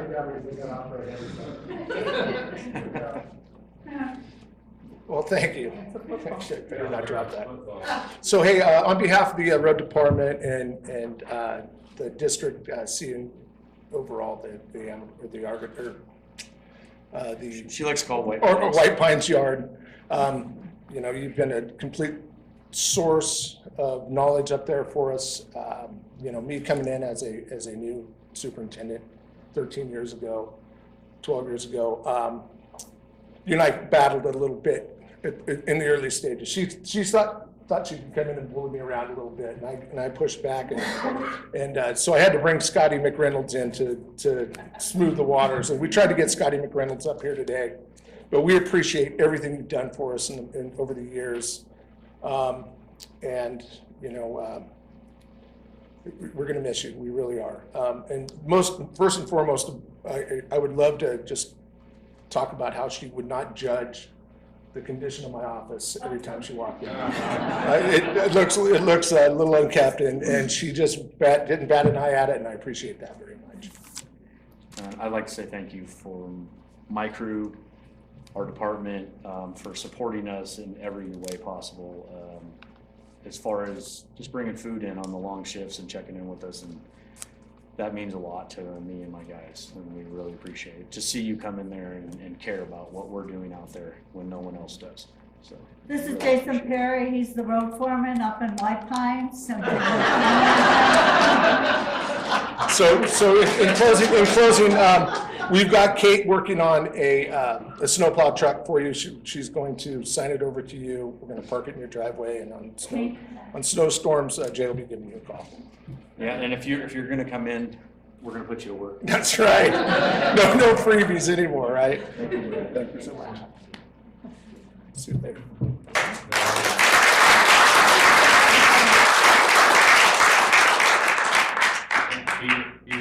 Peter! So Peter Maurer used to be our planning director, but he now has a better gig. He owns a winery. Which I'm not sure I remember. Maria, I just want to thank you for your support in the years that I was here as a planning director. I really appreciated that. I'm sure that the current director and former directors felt the same, feel the same. You know, we met many years ago. I was at an APA conference and you were running for Congress. Unsuccessfully, unfortunately, but we're glad you stayed here. We've been friends for many years. You've done a wonderful job for District 3, and I just really appreciate you and your support. So thank you and congratulations. Retirement's great. So if I wanted to talk to Peter off the record, I'd have to go to his wife. From all sorts of businesses, and I need Peter for this and that. That was my conduit when he worked. Didn't I just see you? You did, Yeah. but I missed you, as usual. Sam Leach, Chief Probation Officer, for a few more days, and I won't embarrass you with any stories. We definitely got a little closer during my HHS run, but I want to make a general comment about Supervisor Callaway in saying that what I really came to appreciate about you was how you behave when you know nobody's paying attention, and you were always keeping an eye on us and just challenging us, but also supporting us at times that nobody, you know, gets to see. You know, there's all the public stuff. There's everything that's subject to the Brown Act, but you know, there were plenty of times that you reached out just to check in on how we were doing, or to come see something and just be there for us. So appreciate your service, and you deserve everything that you've heard about yourself today. Thank you. He's going to become a supervisor. Oh, hey, supervisor. So Debbie and I served on the board together. We did, but our time goes way back. Yeah, why, how come there's only one former supervisor? Except for Terry Woodrow, and she's the current supervisor. So I met Marita back in the late 80s when she was the manager of PG&E, and she took on the role as director of the Chamber of Commerce. And we did a number of things, community service oriented. And I always admired her tenacity. She stood her ground. She represented people from all walks of life, regardless. But what was most touching is seeing her with her daughter, Bree. Bree would come to these meetings as a little tyke. Marita would be running the meeting, and Bree would be so sweet, kind, in the corner coloring, reading, holding on to a bear, teddy bear, something. And I so admired how a single woman raising a child was so involved in her community, giving back, and found a way to make it happen. It was a true inspiration, a role model. Then I became a city council person and had to deal with Marita on the political civic duty level, and we didn't always agree on our shoes, and I never went to lunch, but we always found common ground for the betterment of our community. And then I became a supervisor, and I had the distinct honor of working with her for 2 years. And I admire her so much for what she gave, what she continues to support her community and knows her community so well, that I have always admired that. And she holds true to her own. I don't think she beats around the bush. She is so respectful to people, and I always admired how, like Gail said, attends most community events. I don't know how she does it. Supports her work crews, always made an effort to go in and say thank you in the good times and the bad times. And you've just been such a role model that you have guided me kind of up there, a little angel on my shoulder. Have taught me a lot, very much there for me in the good times and the bad. And I've always enjoyed working with you, and I wish you well in retirement.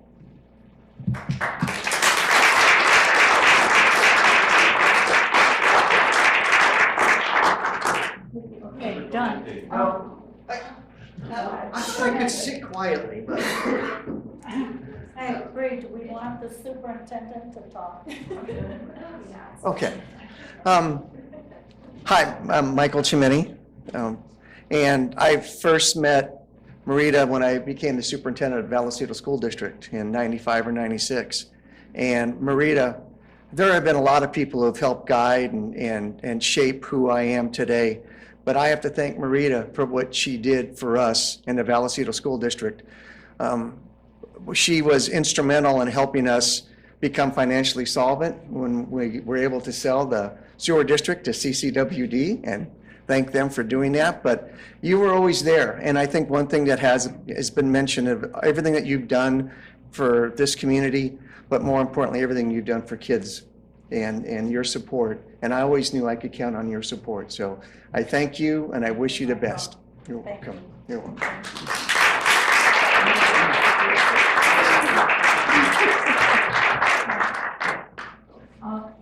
No, you're not an officer. I'm gonna have to. No, you don't have to. I do.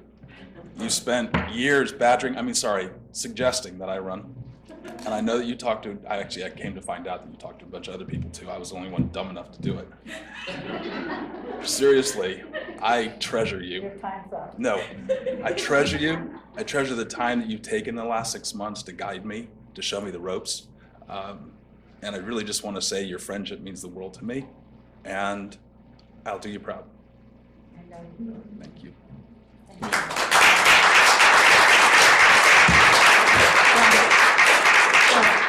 This is enough. Tim, I'm really honored that you came, even though you didn't want to say anything. So Tim Tate works for Sierra Pacific Industries, and if y'all have been around long enough, you know they do not send me a Christmas card. But Tim and I have had a friendship for years, and at the logging jamboree up in White Pines, I had a picture taken of Tim and I framed it and I gave it to his wife to give to him for Christmas. And then his house burned, and the first thing I asked him was, did you save the picture? So I treasure that relationship. Thank you. Okay, we done? Can I say something? Absolutely. Come on up, Bruce.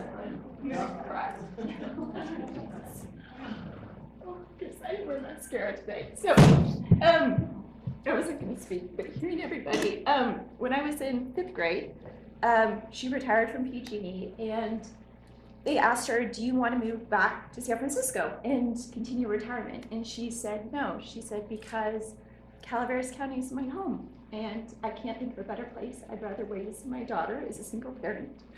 And I'm so thankful that she did, and seeing everybody here today, I can't imagine a better place to grow up and to be raised by wonderful women in a wonderful community. And there were times when she's like, I can't get back from work, I have a meeting or a board meeting, just take the bus to downtown Murphy's, go to one of the stores, hang out with this, Stories and Stones or Peppermint Stick, or I'm gonna date myself, like Millionaire Winery, and I'll just come pick you up. And, and that was what Calaveras County was. And I didn't know she was the longest standing female supervisor, but I couldn't think of a better mother and a better role model. And I'm just so happy that I was raised here to see everybody here today, to say thank you to you. So thank you for a community, for treasuring her when I wasn't here, and for supporting her all these years and to be here. So thank you. So.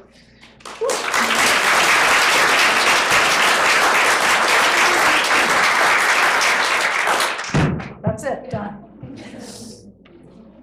Okay, we're going to close public comment because Marita insists that we do it. So thank everybody for talking and saying something. No, the cannabis, I haven't heard from the cannabis community. Okay, well, we're going to bring it back to the board and we're going to ask board members their comments. They don't have any. We do, you got to turn around for it now. Marita, I have had the privilege of sitting next to you now for 4 years. You've always been sitting next to me in these meetings. We've done over 150 meetings together. I am going to miss your wisdom and your friendship. You're reaching over and grabbing my arm, sometimes a pinch on the arm to get me, or even on occasion grabbing my leg. That's another issue, mostly because it's shaking. But, Marita, you always had wise wisdom to put in my ear as we sat here, and oftentimes it was very appropriate. Smile, don't get upset, sometimes inappropriate, but it was a lot of fun, and I'm going to miss you as my seatmate, and I want to thank you for your friendship, because that's really what we have. And thank you very much. It's an honor to serve with you.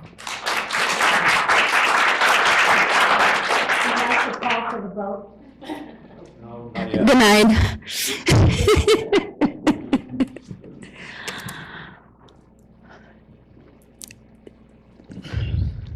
I remember being little and watching all the commitment that you have given to this community. And then I got the privilege to work alongside of you. And the last 2 years have been wonderful. Not only do I cherish the mentorship that you've given me, but also a friendship, and you will be truly missed.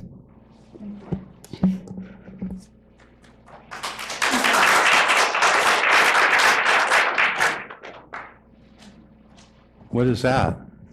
Wait, I just want to put in my few words here. Oh, I'll go after you. Or do you want to end? Rita, we've worked together for a long time, and of all the items that came before us all those years, I think we agreed on probably 3 of them. But all in all, we've always remained friends, no matter what side of the issue. When the issue was finished, we moved on. We never stayed on it. We've always been friends, and I appreciate that. We'll have that and continue to be friends. This is not over as far as our friendship going forward, so enjoy retirement, have a good time, and come back to Calaveras County. I don't know, I might go, depends on who I meet. Thank you for all the years. Let's go. No, the council gets last word with you. Rita, I just wanted to echo what everyone else has said, and thank you for being so supportive of staff always. It means a lot. And thank you for your support in me stepping into this role, and for your advice, which sometimes early on was, don't turn that direction, your hair looks bad from that angle today. So in a way, it's when it's like having my mom here to give me those things. So I've appreciated that. And always for your feedback on grammar and style as well. So I have this for you too. I thought of you as soon as I saw this title. So now you can keep on being the grammar police.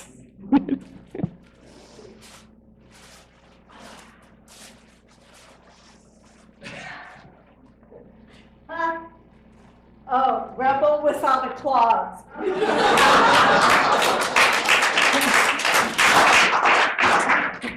am a stickler on the way people write, because you sign your name and then your county. But Sarah and I are grammar queens, comma queens. Yeah, maybe we're drama queens, but we're comma queens. We love commas. But should this be required reading for staff? Sure. Okay.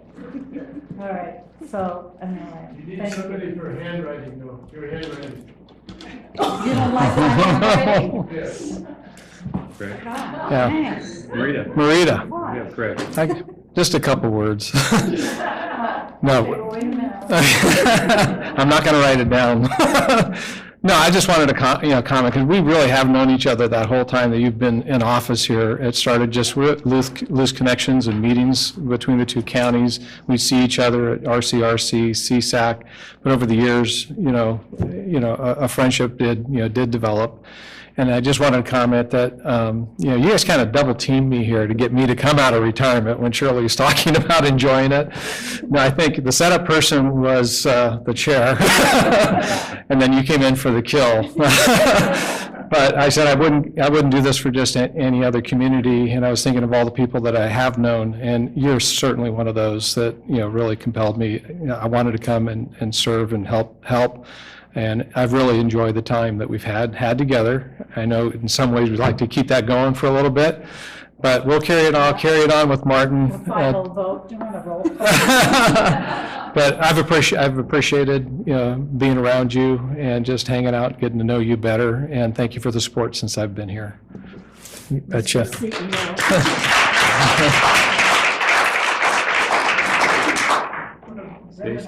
you want to say anything? No, she doesn't. She'll get me later. Okay. I will bring it to the board to call for a motion on this item. I'm sorry, Susan. I'll bring it to the board and call for a motion on this item. So moved. Motion by Supervisor Stopper. Second. Second by Supervisor Garamendi. We'll call a roll call vote. Marita, you need to come back up here. She's not going to do it. Okay, well, you can vote from there. Who should I start? Supervisor Stopper? Aye. Supervisor Toffenali? Aye. Supervisor Pollendorf? Aye. Supervisor Garamendi? Aye. Supervisor Callaway? I abstain. It passes on a 4-0-1 vote then.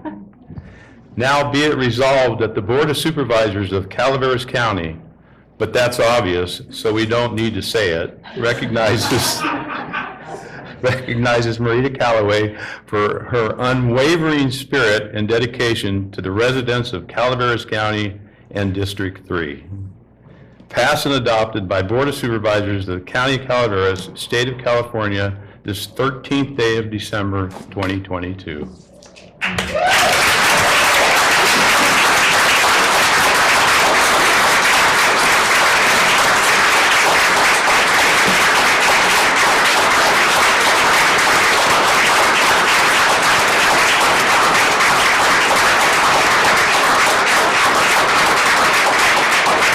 Okay, no speech.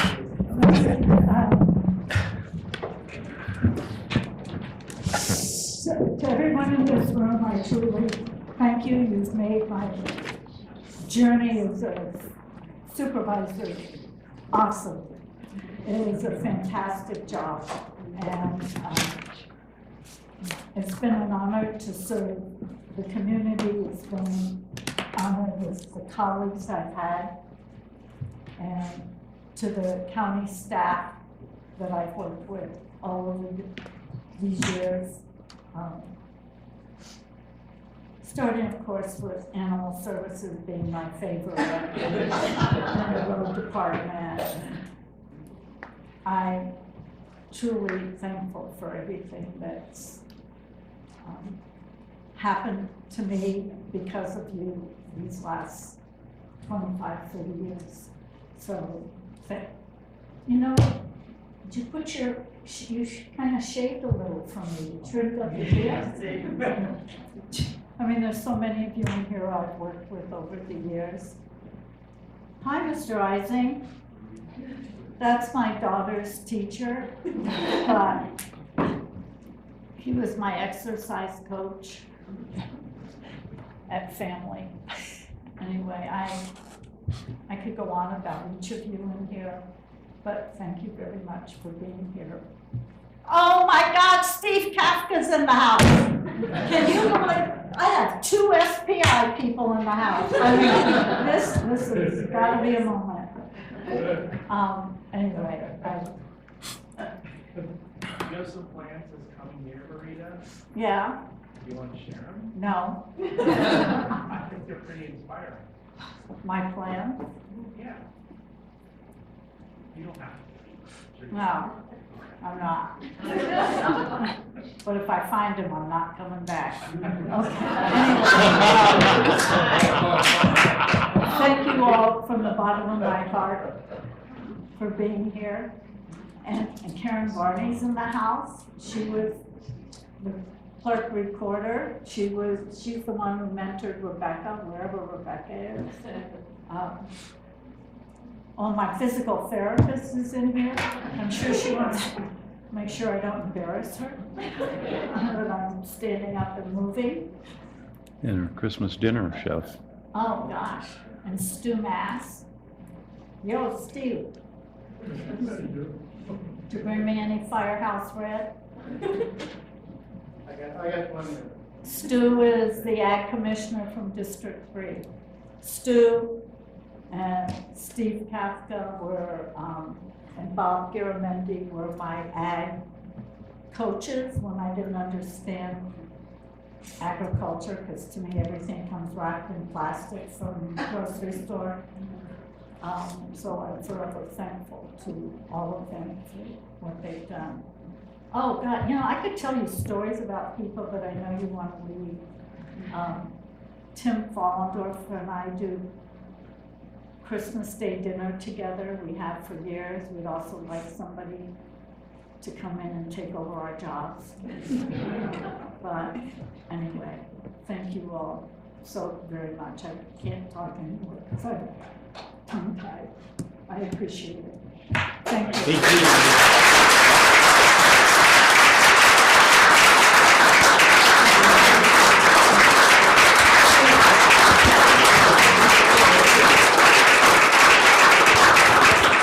Hold on, everybody, Hold on 1 second. So thank you all for coming here today. We really appreciate it. After we close the business meeting today, please join us next door so you can mingle some more with Supervisor Callaway. So again, thank you for being here for her, and on behalf of the board, we really appreciate it. Also, we will be doing a slideshow in the other room on how to be a supervisor the Callaway way. Oh, I gotta miss that. Yeah. So with that, thank you, everyone. I hope everyone has a good holiday, a happy Christmas, and a New Year, and we'll see everyone in 2023. With that, we'll close the meeting. Thank you.